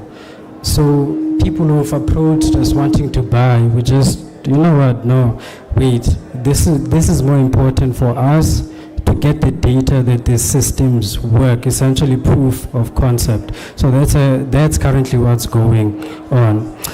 So I don't know if there's anyone. We essentially targeting different market segments. We have one on a farm, we have one in a house, in a townhouse, we have one in a rural sort of setup with cows and stuff. So we're looking for one that's more towards the food sector, like food vendors, fruit and veg. If there's anyone who can connect us with someone like that, that would be good as well.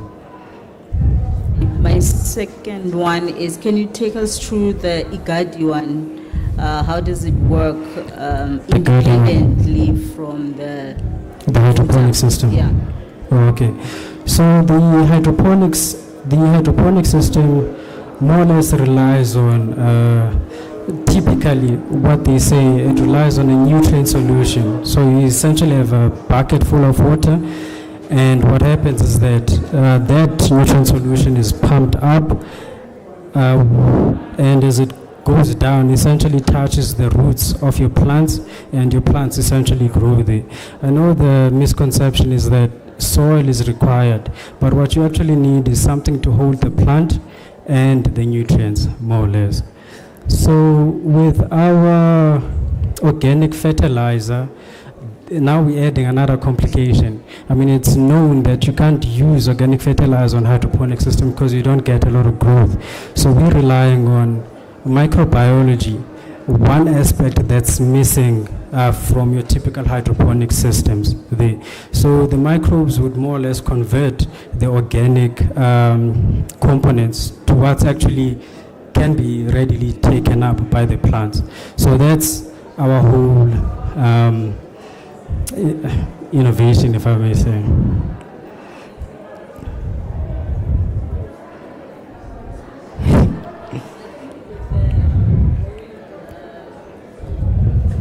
The prices that are going up in terms of the food that we buy and Exactly. everything, it would be nice as well to target the urban citizens in terms of the Igadi, because I think that's the low-hanging fruit. Exactly. Because the other customers that you are targeting, you still have to, go out there, educate teach, them. And yes. so I believe that the urban are the low-hanging fruits. Yes, I know, definitely. With the Igadi.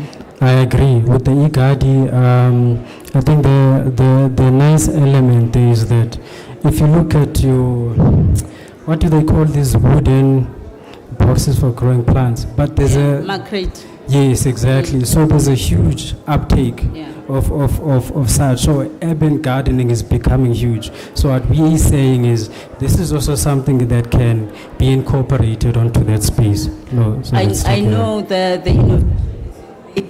but now we need to be more entrepreneurial and see where you can start making money. Money, yeah, I know. I hear you. Okay, thank you. You can teach me a few things.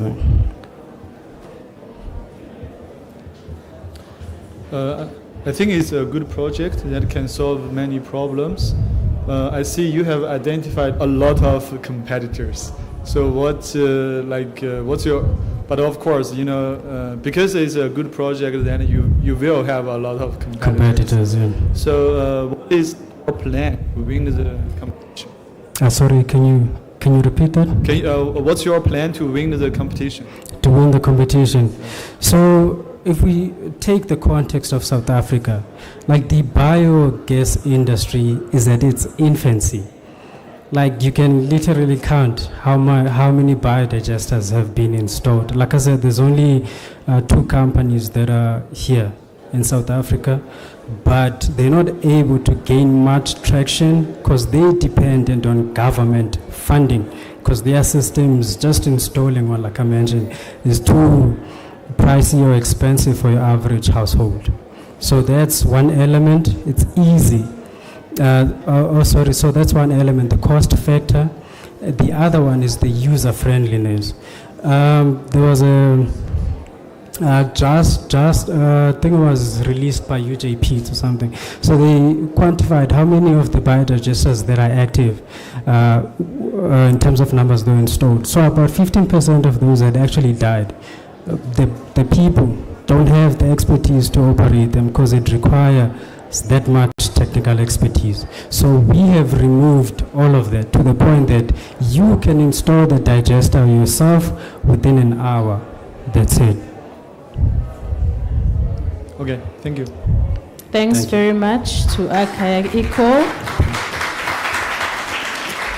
Colleagues, we are going to now go for lunch, but we are pleading that you please come back here at 2 o'clock so that we finish off the remaining presentations as well as the exhibitions. So the way in which the lunch will work is that those who are in possession of a black wristband, your lunch is going to be served on my left. If your tag is yellow or mustard,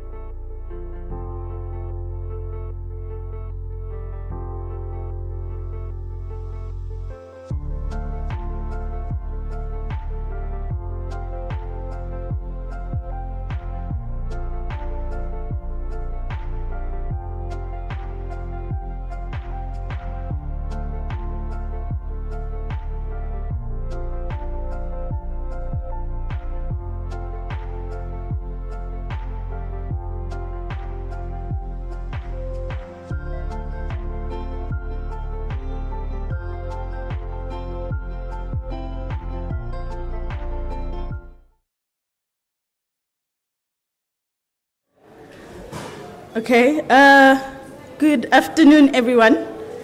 My name is Nkamoreleng Boropa.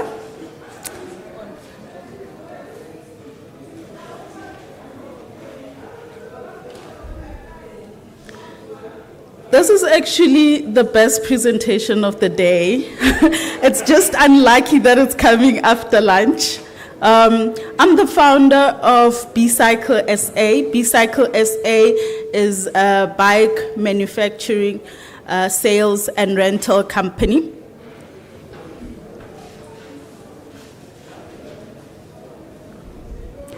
Okay. The pain we are solving is traffic congestion. And in finding the solution, we found out that we can actually hit two birds with one stone. The other bird is plastics in landfills. The solution is bicycles. A comfortable, well-designed, with you in mind bicycle that is lowered, the frame is lowered, the seat is bigger, it's much more stable, easier to ride, it looks cool. I know that as South Africans, how you commute is very important. So it does look attractive, it's comfortable, and it's accessible because we bring it to wherever you are. We went out and we interviewed our non-customers, people who don't ride bicycles, and I know that inside you are probably questioning this if you are that person. And we also interviewed our customers, people who ride bicycles for different reasons, on why they ride bicycles and why they don't ride bicycles. And we found that most people think that bicycles look like for certain people, or it does not look that cool or that comfortable, or it looks like they're going to fall. So what we did is we designed something that would cover all those gaps. And to sort of prove it, we went to a church and we did a bike ride day where all the mamas, if you see in that picture, all the mamas from the community came and supported, which means that there is actually an interest in this idea, and it just has to be brought to people. So our short hanging fruit, something hanging fruit, the one you can reach. Low hanging fruit is people who are already walking. So what we did is we bought bicycles and we started renting them out in Pretoria North, Akaya, for people who are already walking and people who want to rent the bicycle for exercising and whatever, to start and engage with our customers. But the whole idea is that we bring these bicycles into the CBD so that they reduce the number of cars that are coming into the city, so that we have lower number of cars and therefore lower traffic. So going into the city, we've identified Paul Kruger. If you know, the main aim of this is so that we link public transportation. You would know that there's certain areas where you find trains, Gautrain, Prasa, Metro Rail, and there's certain areas where you find buses by Church Square, and there's certain areas where you find taxis. So if you have a car and you are taking or you are opting for public transportation, you wouldn't want to get to town and then walk to wherever your place is. So we found that we can bring these bicycles into town to bridge that gap. And the first place to go is Paul Kruger, where people are already walking and there's space where these bicycles can be put. And we've partnered with the City of Tshwane in piloting this. Then we want to grow into the city, then the country and the different towns, where we'll be looking at the outskirts where people would be using these bicycles as transportation where there's no transportation. Because we are bridging the gap, we are not directly competing with other bicycles. So we put here some of our indirect competitors that would be much more closer. We are competing on availability, on price, on time, and comfort. So because we are doing this as a bike sharing system where you can rent a bike and get to your next destination, it's available, it's cheaper, you don't have to buy the whole thing, you don't have to maintain it, and you don't have to walk, so you get there quicker. And the seat is comfortable, the frame is lower, it accommodates all kinds of styles. This is our bike. The first two pictures, it's the model that we got our designer to make. We have two types of bikes, the three-wheeler and the two-wheeler. You can see that the frame is lower. Anyone can get their leg over. The seat is bigger, it's more comfortable. You can sit on it for longer, although you won't need to. We have 4 prototypes and 2 that are working, both the three-wheeler and the two-wheeler. Where we are right now is that we are renting those bicycles. So we've outsourced an app, a management system, and we also bought bike locks that you can scan and rent out the bicycles, but they are not in the city yet. We are still trying to understand our customer, and South African customer is different from others. So we're trying to understand those in a very secure place in Pretoria North. So our manufacturing readiness level is 7. We have the design of our bikes, we have the prototypes, we did a technology audit with UJPETS. So our technology readiness level is level 6, and yeah. So if everyone was to rent our bicycles in town, so we removed the cars in town, there will be a lot of carbon dioxide that's being reduced. If one person rents our bicycles for a year, it will be the amount of 5 elephants. The amount of carbon dioxide will be equal to 5 elephants. So you can imagine the future is bright with this product. We have 4 revenue models. The first, I did say we are renting the bicycles per hour. We also selling bikes. The current bikes that we have, it's 3,000 per unit. It's 2.6 per unit. The ones that we're going to create would be 3,000 per unit. We do bulk sales where we would work with small businesses, and there will be our resellers, and bulk rent to buy where we would work with different institutions. For example, we've reached out to some farms when you're going to the north of Pretoria, and also some institutions. We've reached out to some institutions like CSIR and Unisa. So our optimistic projection is that we'll make 1 million gross revenue in 24 months. The need is that currently we have these 4 prototypes because we need a bigger place to scale production. So we need machinery, and this is mainly the mold that we're going to get for our bicycle frames, and then a manufacturing area, and then the rest is first operational costs that would cover the manufacturing. This is the team, the dream team, myself, Khadi, who's looking at customer experience, and she's helping a lot with customer support. Tabang, who brought in security experience, and he's helping us with operations as well. And then Marvin has his own company. He's the one that is designing this bike for us. We have advisory people from different institutions that we've partnered with, and we also have 4 people that are working with us on a part-time and voluntary. Yeah. Okay, thank you.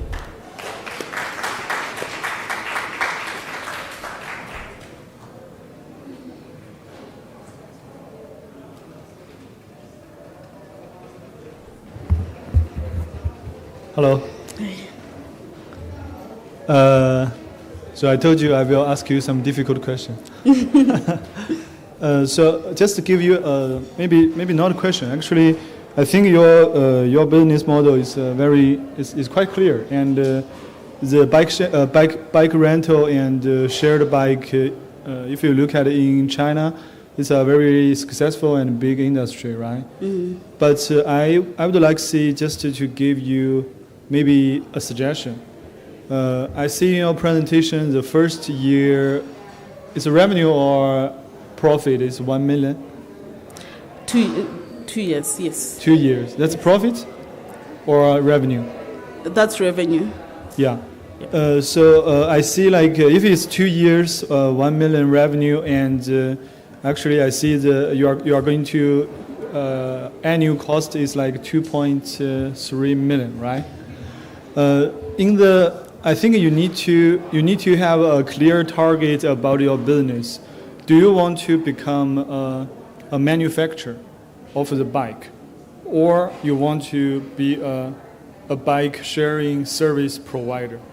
I think these are two different. You can make it one company, but basically these are two different projects, right? Yes.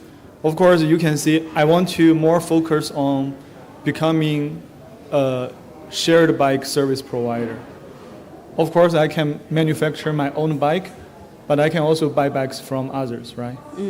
If you look at your cost and your revenue, I think you need to. My suggestion is you need to think big. Because if you look at your projection actually is quite big, right? 20 million or something, that's a big number. So if your projection is big enough and you want to become a shared bike service provider, then you need to deploy enough bikes in a short time. Yeah. Not like 100 this month, next year 1,000. You should think about deploying maybe 100,000 a month or a year to occupy the entire market. Yeah. That's also the only way you can eliminate competition. And the only way if you can get that's 5 rents a ride, right? So if you have enough bikes, then your revenue you have the cash flow. Of course, you need more capex. Yeah. But your cash flow will be more healthier. Because for now, if you put like 2.6 on manufacturing, then you only do 1 million for 2 years. That's not a healthy cash flow. Yeah, so I'll just say this. Okay, thank you. Okay, thank you. I don't have much. I just have 2 concerns.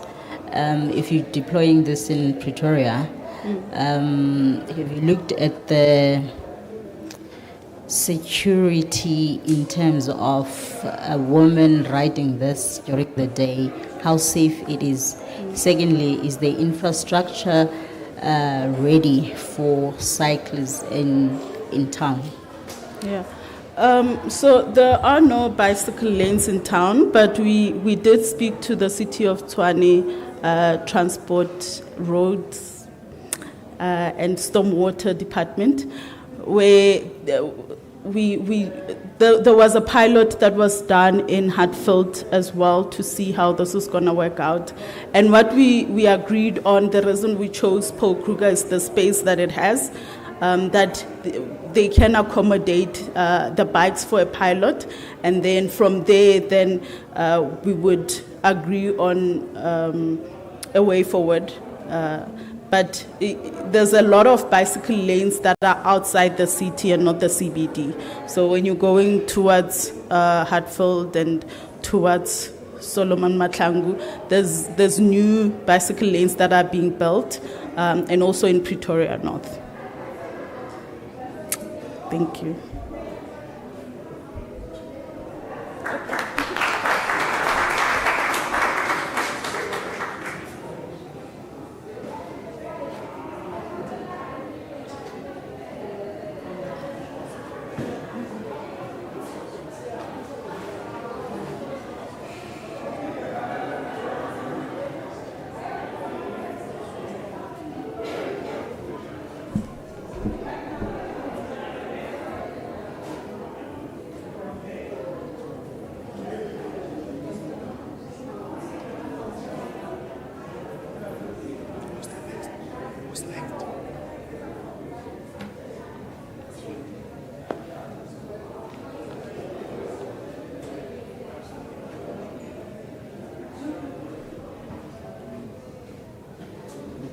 your presentation.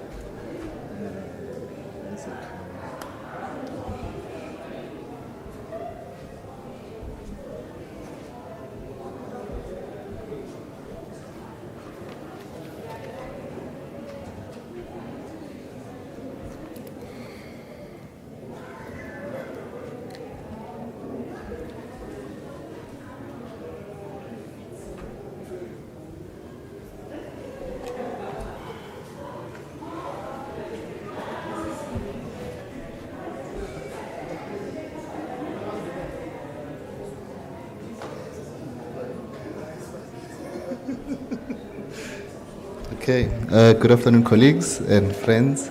I'm Sposiso Malindisa, a PhD candidate in the College of Agriculture and Environmental Sciences. And today I'm going to talk to you about something slightly different from all the talks you've heard today. I'm going to talk to you about cancer, okay? So I'm sure many of us in this room have been somehow directly or indirectly affected by cancer. Maybe your friends, family members, colleagues, someone you know who has been affected by cancer. This is very personal for me because I lost my uncle late last year due to prostate cancer.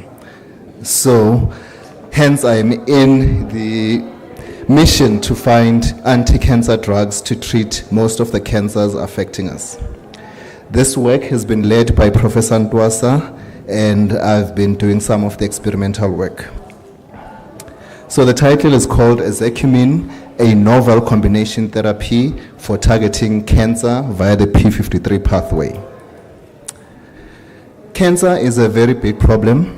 According to the Global Cancer Observatory, in 2022, about 20 million people were affected by cancer.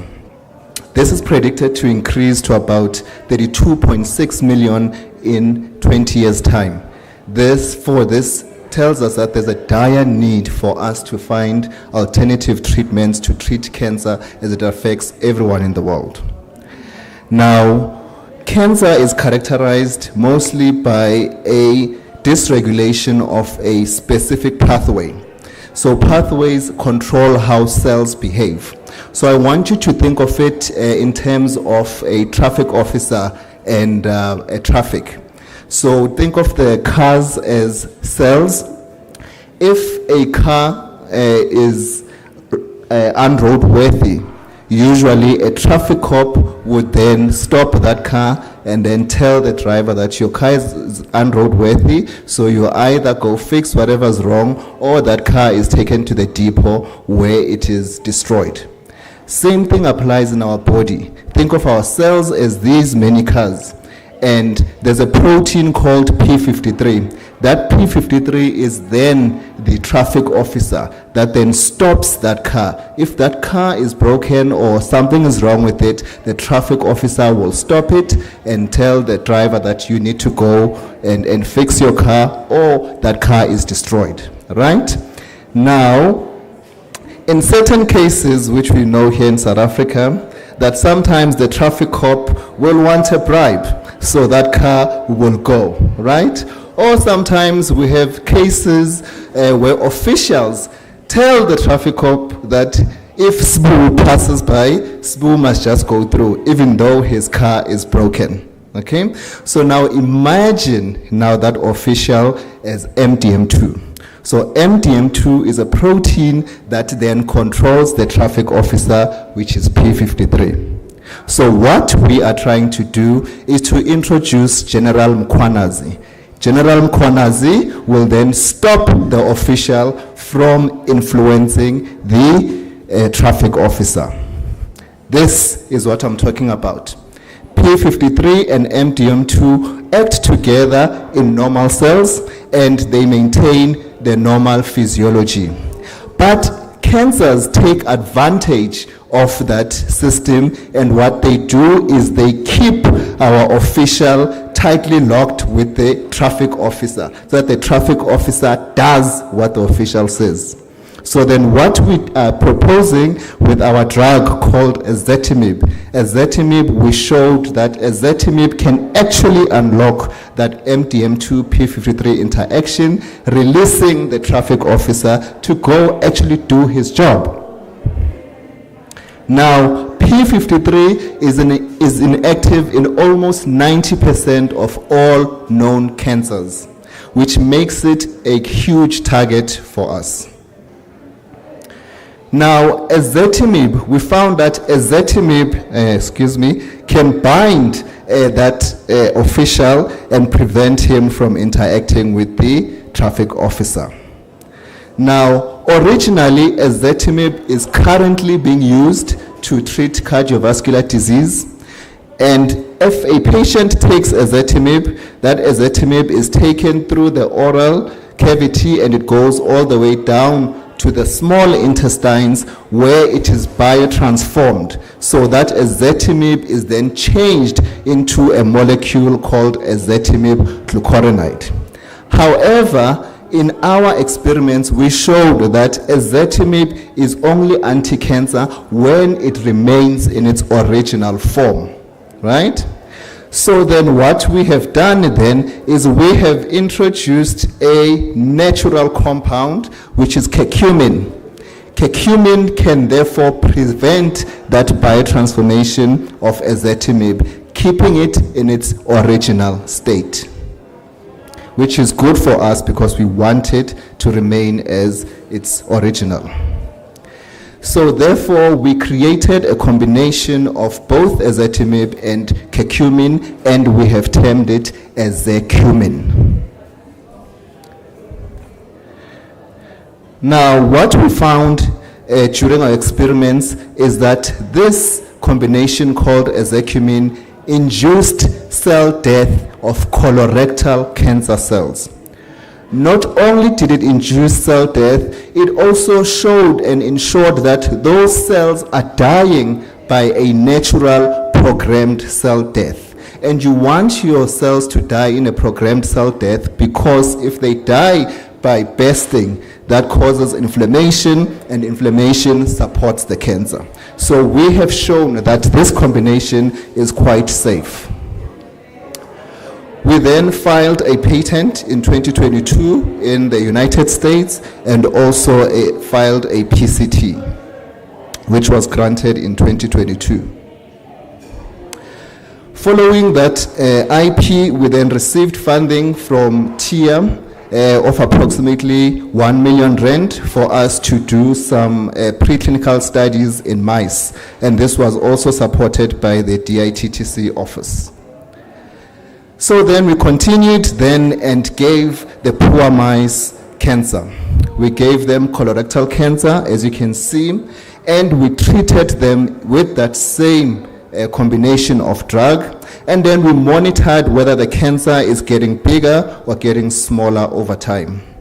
And what we found is that towards the end of our study, right at the end there, if you see the blue line is indicating a downward trend, which is telling us that the cancer is shrinking. Okay, so we somehow proved that even in animals who take the drug, the combination drug, through their mouth, passes through the intestines, the presence of curcumin somehow also prevented the biotransformation of ezetimibe, because we can see with the blue line that the cancers are going down, whereas ezetimibe alone, which is pink, the cancers are still growing. So, why this and why now? As I've said in the beginning, cancer is a global issue, especially colorectal cancer. It is the third most common cancer worldwide, and here in South Africa is in the top 5 as well. There are almost 2 million new cases every year, and there is a global market of around 15 billion US dollars, which is growing at a 6% rate yearly. There's also a lack of therapies that target P53 dysfunction. And we know that P53 is mutated in more than 90% of all known cancers. But to date, there's not even a single drug that targets P53 directly. So therefore, we are proposing a new drug which combines the ezetimibe and curcumin to effectively release that traffic officer I was talking about in the beginning.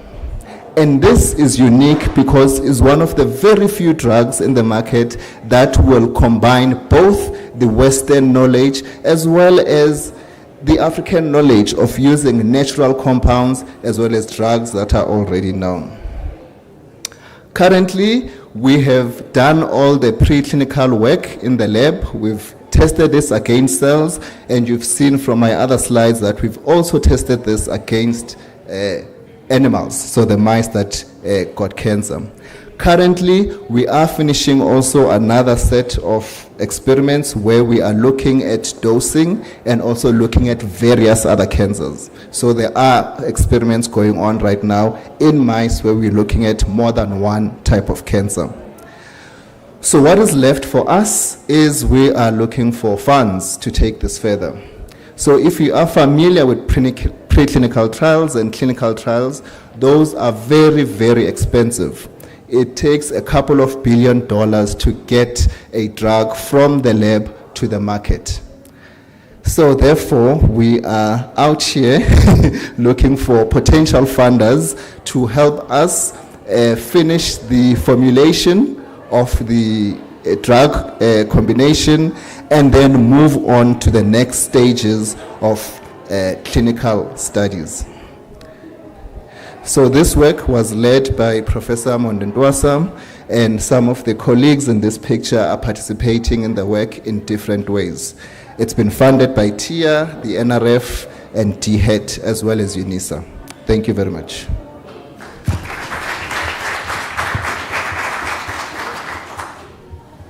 Thank you so much. I've got 2 questions. How will you make money? And have you identified your customers? Yes, so we are still in the process of doing customer discovery, and we plan to make money through selling the drug eventually. But at this stage, we are still in the development phase, and we need some funding just to get it to that point where it's ready for the market. Oh, okay, thanks. A good presentation, but I just wanted to check why colorectal cancer? Why did you pick that in the preclinical work that you did? And also, is it not, I don't know, a bit chaotic, to not continue with that? Because I think as you showed us your funding requirements through the different stages, even before you are able to prove clinically the efficacy of your product towards or against colorectal cancer, you already are talking about different types of maybe other cancers. So I just wanted to know why in the preclinical work did you focus on colorectal cancer, and why also a little bit prematurely, according to me, would you want to explore all of these types of cancers which were not part of your preclinical study? Thank you for the question. Testing colorectal cancer, it was a serendipity because we had a number of cancer cells in the lab. We had lung, breast, and colorectal. And then when we initially tested it, the compound was more effective against colorectal cancers. So then we moved on forward with the colorectal cancers. But then the fact that P53 is mutated in almost 90% of all known cancers, then from that, then we started to building up with the other cancers.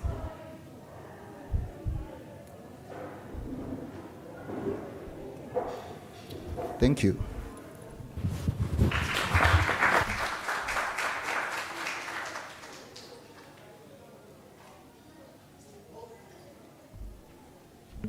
Thank you very much, Boo, for that. I think the last one now, the last presentation. Dental implants. Prof, we look forward. Over to you. I think we just need to... Dental implants. There it is.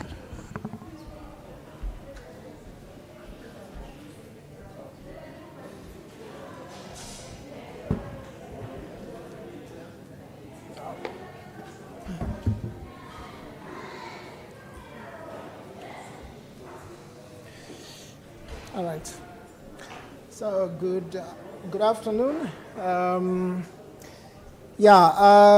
This is work that we have been doing on dental implants. Sorry about that. This is work that we have been doing for now a number of years on this, and thank you for that. We thank the DITTC and the TIA who actually assisted us in completing this particular work.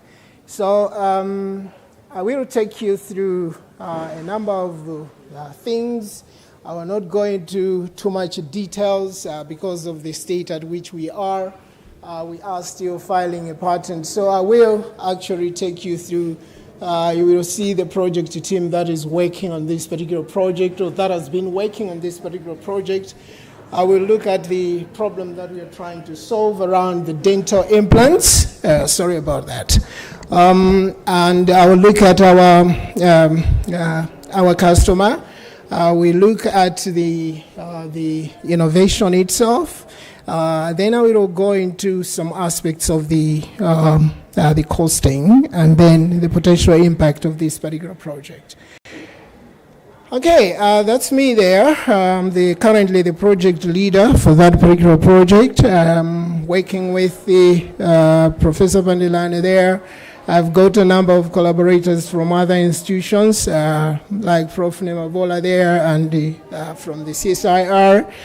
We have at the bottom students who are working on this project. Unfortunately, they couldn't make it to do the presentations because they are really located very far away from this particular place. I think the one who is doing the PhD is in Bloemfontein. The one in the middle has traveled on the work assignment. Is outside is overseas, and Nteto as well. Also, she is in the UK at the moment. So, anyway, about the problem that we are trying to solve. This is a problem that sometimes we tend to underestimate its importance or its seriousness, but it's a problem that actually affects about 3.5 billion people out of 8 billion people across the world. And when you look at the number of people with oral problems, it equates to about 1 billion, more cases than all 5 major non-communicable diseases. Just coming back home to South Africa, you will see that this particular problem, you may think it is only for old people like myself. But when you look at the statistics there, about 41% of the children under the age of 9, we are talking of children under the age of 9, they are living with untreated tooth decay. And when you look at the stats for under 15 years old, you will see that about 25% of those kids. These are high school kids that we are talking about, and some of them are probably primary school kids. All right, when you look at the kind of issues that, the social issues that somebody who is suffering from adjunctilism faces, there are all kinds of things that have something to do with aesthetics, the way you look. You can see that for that particular picture, there are some deep facial lines because of tooth loss, coming in because of tooth loss. There are the decrease in the facial height, the distance between your nose and the chin. And there is something that is called the witch's chin that comes with it, which is actually something that could be quite embarrassing, or it takes away one's confidence. All right, so tooth loss, it leads to more dental problems. When you lose your teeth, then it leads to more dental issues. And you will see later on that this particular problem is a problem that when we solve it traditionally in the way that is being currently solved in industry, where they are using stainless steel dental implants, you will see that because the stainless steel itself, mechanically, its strength is quite high, or much higher than the strength of the natural bone into which it is implanted. The result of that is that when you implant it into the natural bone, then the surrounding bone starts to weaken.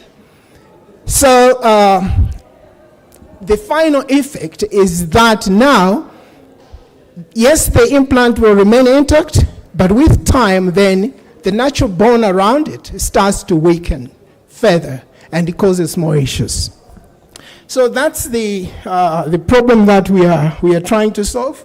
The other problem is the healing around the tissue around the implant itself, and that is where, of course, you will see later on that this project is still under development. We will work with our colleagues from. We have already started talking with our colleagues from iNanos, who will help us probably with the coating of the surface of the dental implant itself.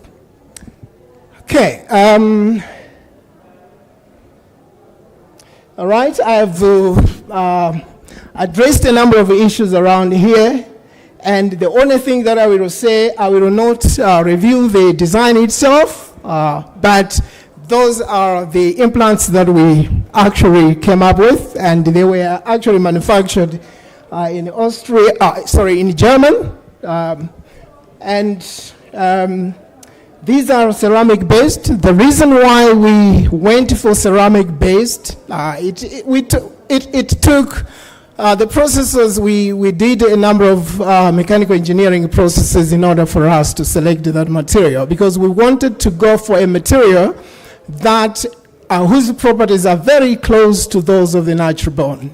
So there were a number of materials that we have found suitable to do that, and we came up with that. If you can look at that dental implant there, which we are showing here, and you look at the dental implant that is currently mostly used in the industry here, if you get that implant and somebody knocks on your door, you don't have to hide your mouth so that the person doesn't see the implant itself because of the look. You can also see that we have also looked at the appearance itself of the dental implant in our design. All right, so I will quickly go into the costing side of things. So in the costing, I think some things will look funny now, but I want to explain a number of things here. Okay, so how we did the costing was such that we said, okay, let's look back home, South Africa. What can be affordable in terms of this? Because the minimum price there of a dental implant that you will get, the cheapest, is 8,000 rands. We said, let's try to reduce it to somewhere around 2,000. Now, when you look at 2,000, what is going to be the payback, not the payback period, but what is going to be the number of implants that we can manufacture, sell, and then they will give us at least a break-even point. So with that, we tested, or we tried out a number of, we did a number of iterations, and we saw that I think 2,200 gave us some break-even point. I will show you the figure later on of the break-even calculations that we did, or the break-even plots that we did. So we settled for 2,200. For 2,000, we couldn't actually get a break-even point for that.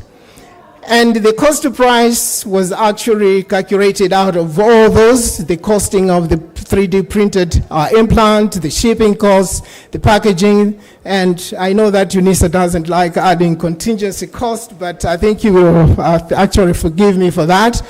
There are going to be a lot of promotional efforts as well that will go into that, and the storage costing as well. So for only one implant, we noticed, okay, it's a loss. It's not, you can't say that you will only have one implant.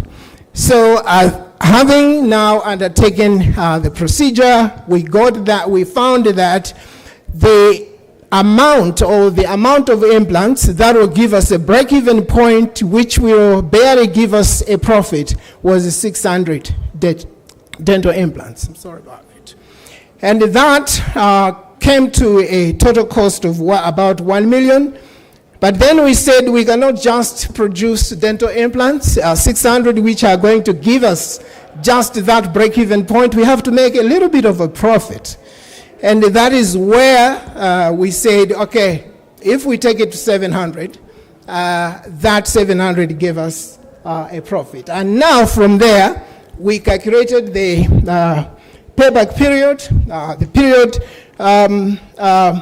through which now we are going to get back the initial investment. You will excuse me for this, or you will forgive me for this. It is supposed to be, per month. So we are saying that if we are selling 700 dental implants per month, all right, then what it is going to give us with a profit of about 23,412, then for our initial investment, if we keep that particular profit, or if we maintain that particular profit, now you can imagine that formula was based on the not us pulling back the initial investment into, or pulling back the profits into the investments later on. So that's where that is coming from, and that's where we calculated that in 64.8 months and about 6.4 years, that's when we will get back the initial investments.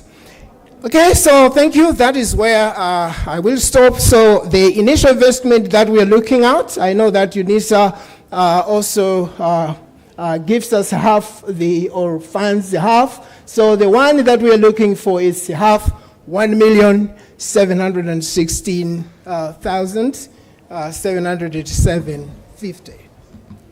That is where I will stop. So it's about 700 something thousand. That's what we are looking for. Thank you very much.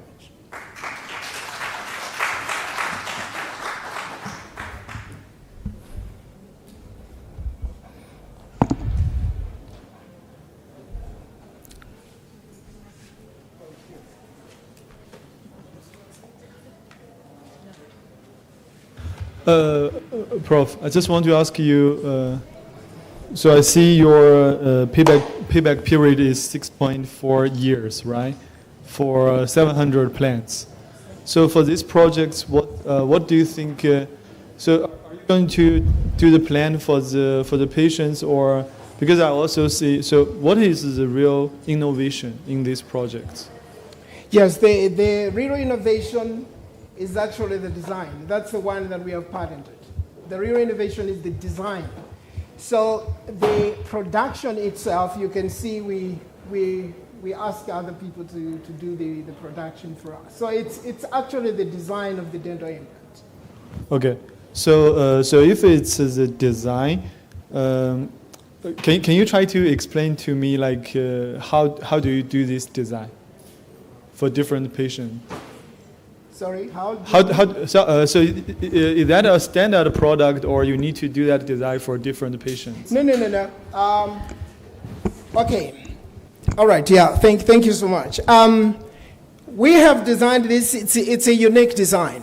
Okay. It is not out there. All right. The design is there, or the uniqueness in the design is there actually in the sizes, in the spacing between pores and the threading itself. There are so many things that we have put into that particular design. So we have protected that, okay, or we are in the process of protecting that, so that now we can contract out for the manufacturing. So we will be actually selling the dental implant, but it will be sold through clinics. That's the way we are looking at it.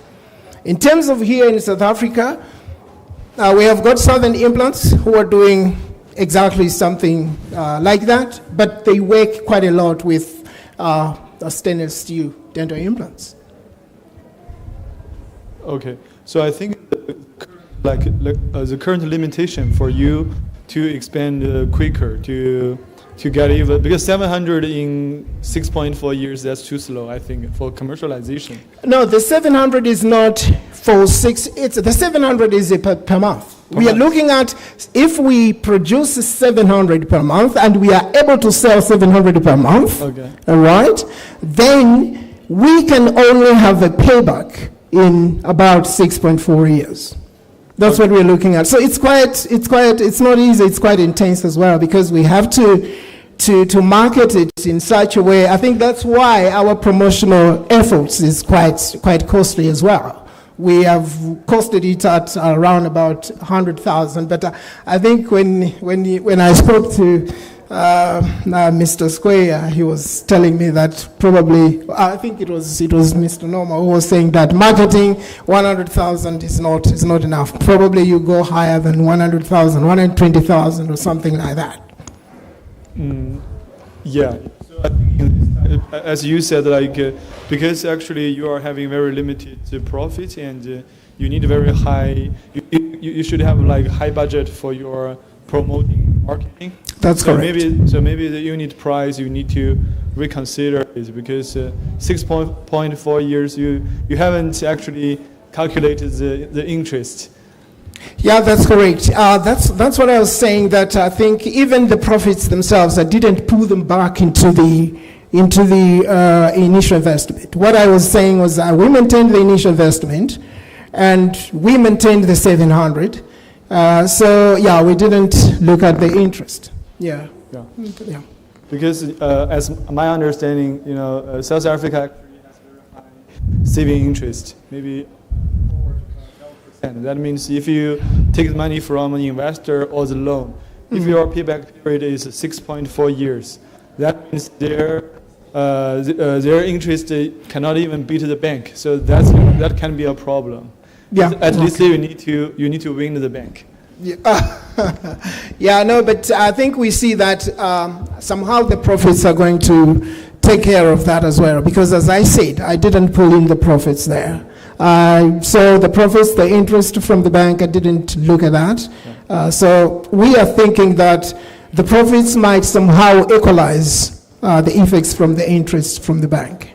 Okay, yeah, thank you. That's a suggestion. Thank you, but that is a brilliant comment. Thank you so much. Thank you.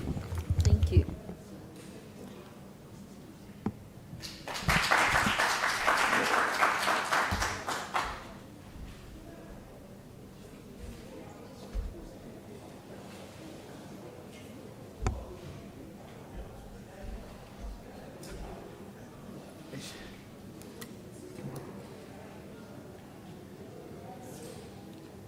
Yeah, I think what's left now is my pitch.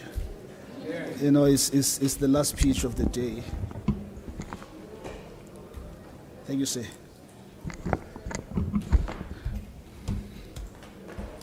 This is the last pitch of the day, so it's about I don't know how much time you have. Do you have about 30 minutes, right? Do I have 30 minutes to pitch?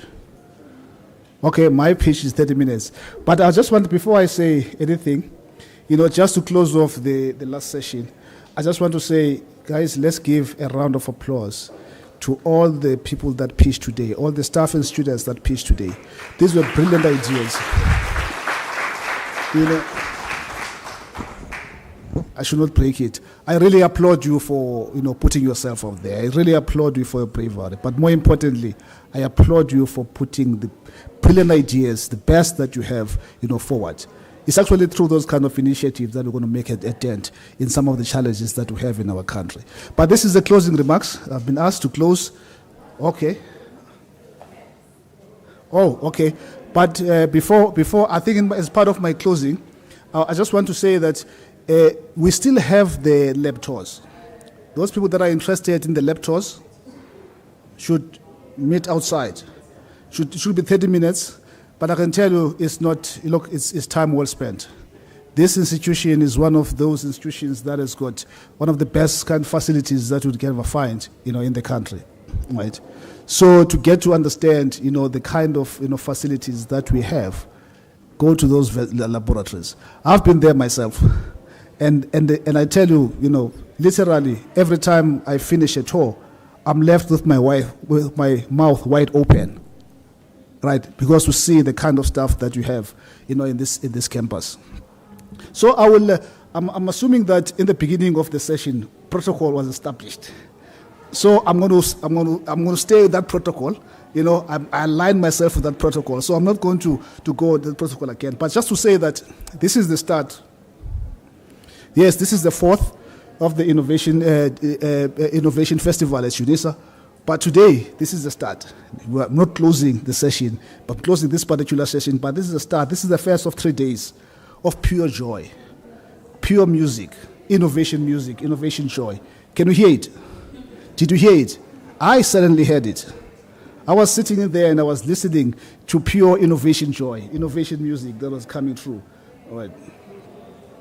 And of course, the program continues tomorrow and Thursday at the Mackleneck and the Sunnyside campus. And I tell you, it really gives me great pleasure, at least to be concluding at least the first day of this Innovation Festival. I'm sure you'd agree with me when I say that this opening day was a resounding success. It was very, very successful in many ways. Today we explored innovation and new and emerging frameworks to enhance the impact of universities in society. For centuries, universities have played a vital role in societal development. They have continuously evolved, right, to shape society, responding to both internal and internal emerging needs, creating new knowledge and preparing citizens, to progress, society. Therefore, universities have never really been immune. I'm reading a book, and I think maybe in my head, as I was writing this, I was reading to a book. I don't know, there's a book that I'm reading. It's called Dark Academia. I don't know, maybe for academics to look at. Perhaps I'm responding to that, right? Therefore, universities have never been immune to major events that have propelled society in new development paths. We are all too aware of the challenges faced by South Africa and the continent at large, and the development world as a whole. There is a need. If you listen to all the presentations here today, people were trying to address a problem in society. But where there's a need, there's an opportunity. Right? We're sitting in a very exciting space. The needs, are out there. There's quite a lot of them, but there's also an opportunity. Right? Today, we demonstrated that the university is living its mission of an African university shaping futures in service of humanity. And here, when I talk about this, I'm actually paraphrasing, what Dr. Mutlokwe Tobejane said, earlier when he was talking in this opening address, when he was talking about the innovation. All right. And of course, thank you very much, Dr. Tobejane, for a very eloquent and befitting, sort of opening address. Thank you. You can give him a round of applause. Please do. Right. And of course, we had the keynote speech, right, by Prof. Anderson. And of course, I've known Prof. Anderson for quite a while. I work with him. We're part of the same committee, the SABS Innovation Management Committee. He's chairing the committee, and of course, it's always been a pleasure to work with him. But today, he came up with a very innovative framework to enhance the impact of our innovations, but also to ensure that our innovations, finds expression in society and addresses real societal challenges. And in his absence, we thank him still, nonetheless.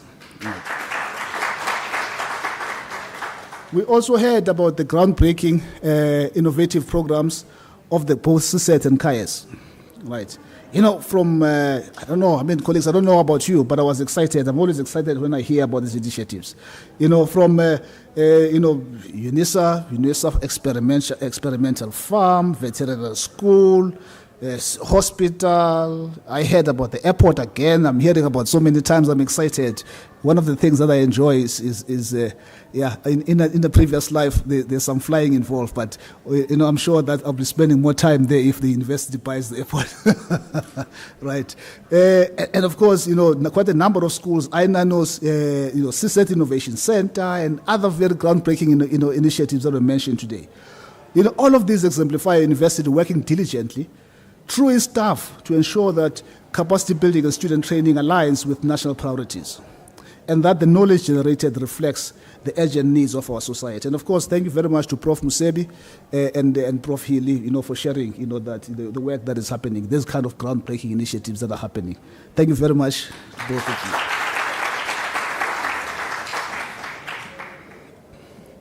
And of course, I've already encouraged everyone to go to the lab. And of course, today at the Makulne campus, students showcased, not here, there was another parallel process, program that was running at the Makulne campus.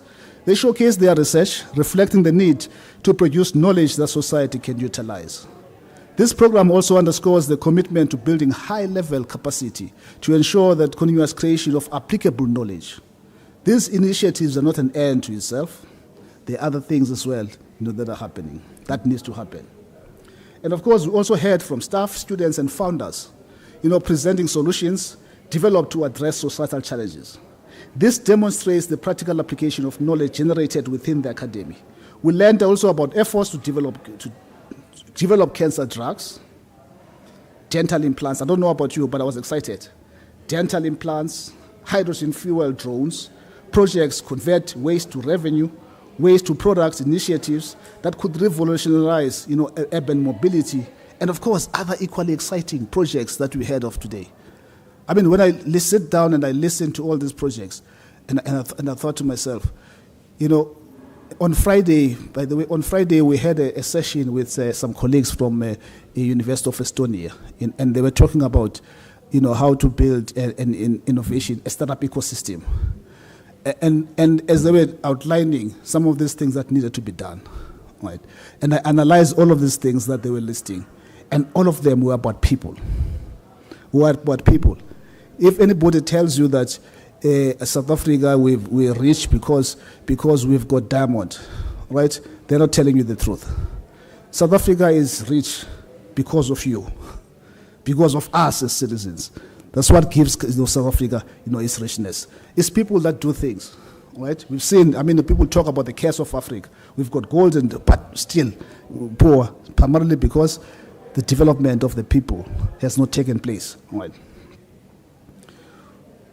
We are committed, as a directorate to catalyzing the establishment of startups, that aim to bring innovative solutions to the market.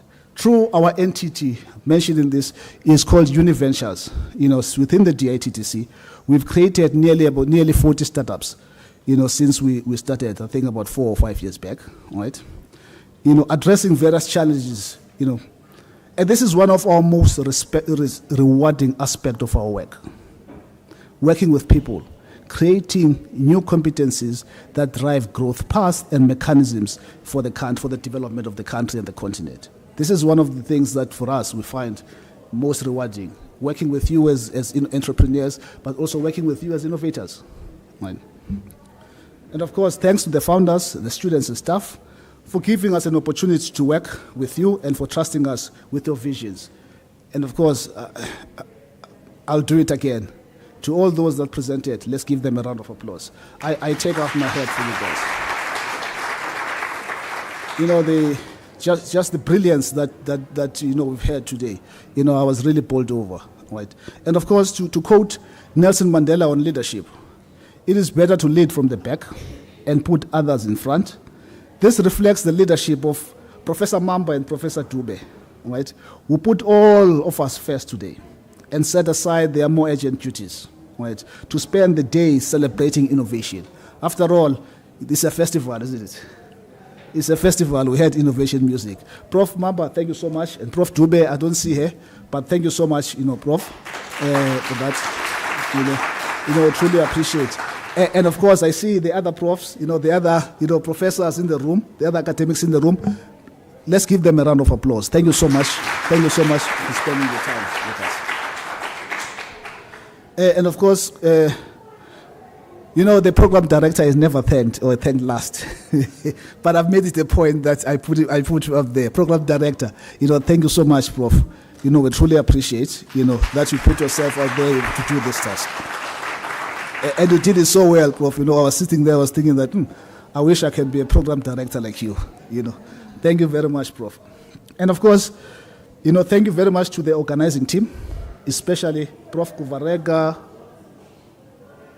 Prof. Kuvarega, I don't see him, but I'm sure. Oh yeah, Prof. Prof. Kuvarega, Smu and Gugu. The team from CSET, and of course work together. There's a bigger team, and of course particularly the team here, at CSET that actually organized this. In a way, you provided the stage.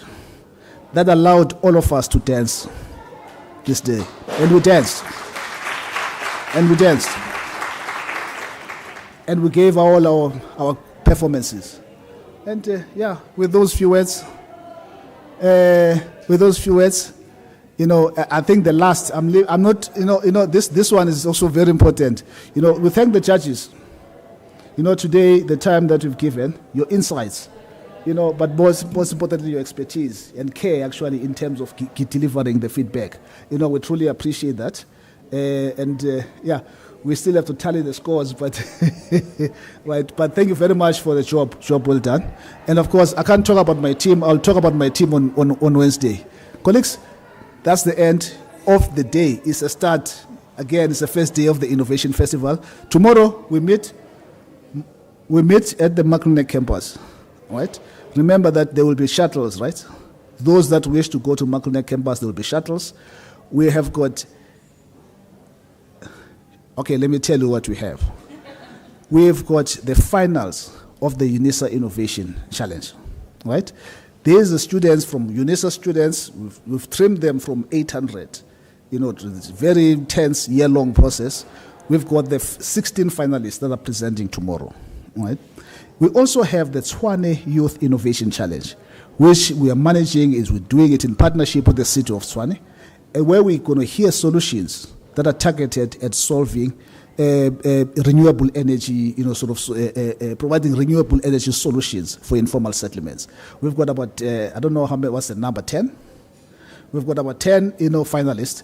We also have the very first inaugural session, which is the finalist of the Unisa Innovation Pioneers Program, right? This one, unfortunately, is a closed session. The only time you will get to hear about the winners. This is for the Unisa alumni, right? And of course, this one we're doing it in collaboration with the Unisa Foundation. It's a closed session, so we've got those two sessions. But you also have the city of Tshwane is hosting a seminar, again on campus, right? Again on campus, and the seminar is really on, public procurement of new technologies. Or rather, let me put it like this, public procurement of technologies, right? You hear all the time people say, it's PFMA, it's FMFA that is a problem, right? But when you look at some of the, countries, particularly in Europe, more than 50% of countries in Europe, in the EU, already have legislation that ensures, public procurement, right, of new technologies. So in a sense, if you've got people that have done it, why can't we change it if it's not working for us? Otherwise, we won't be able to. We need to find space to be able to get these innovations that we listen to here today. Get those innovations to the market, be able to be adopted. But and then on Thursday, we meet again in Sunnyside. So we're doing this in 3, campuses. Sunnyside, where we're going to be recognizing those, that have come tops in all these kinds of initiatives. Colleagues, with those few words, please do enjoy the rest of your day. Thank you so much. Travel safely.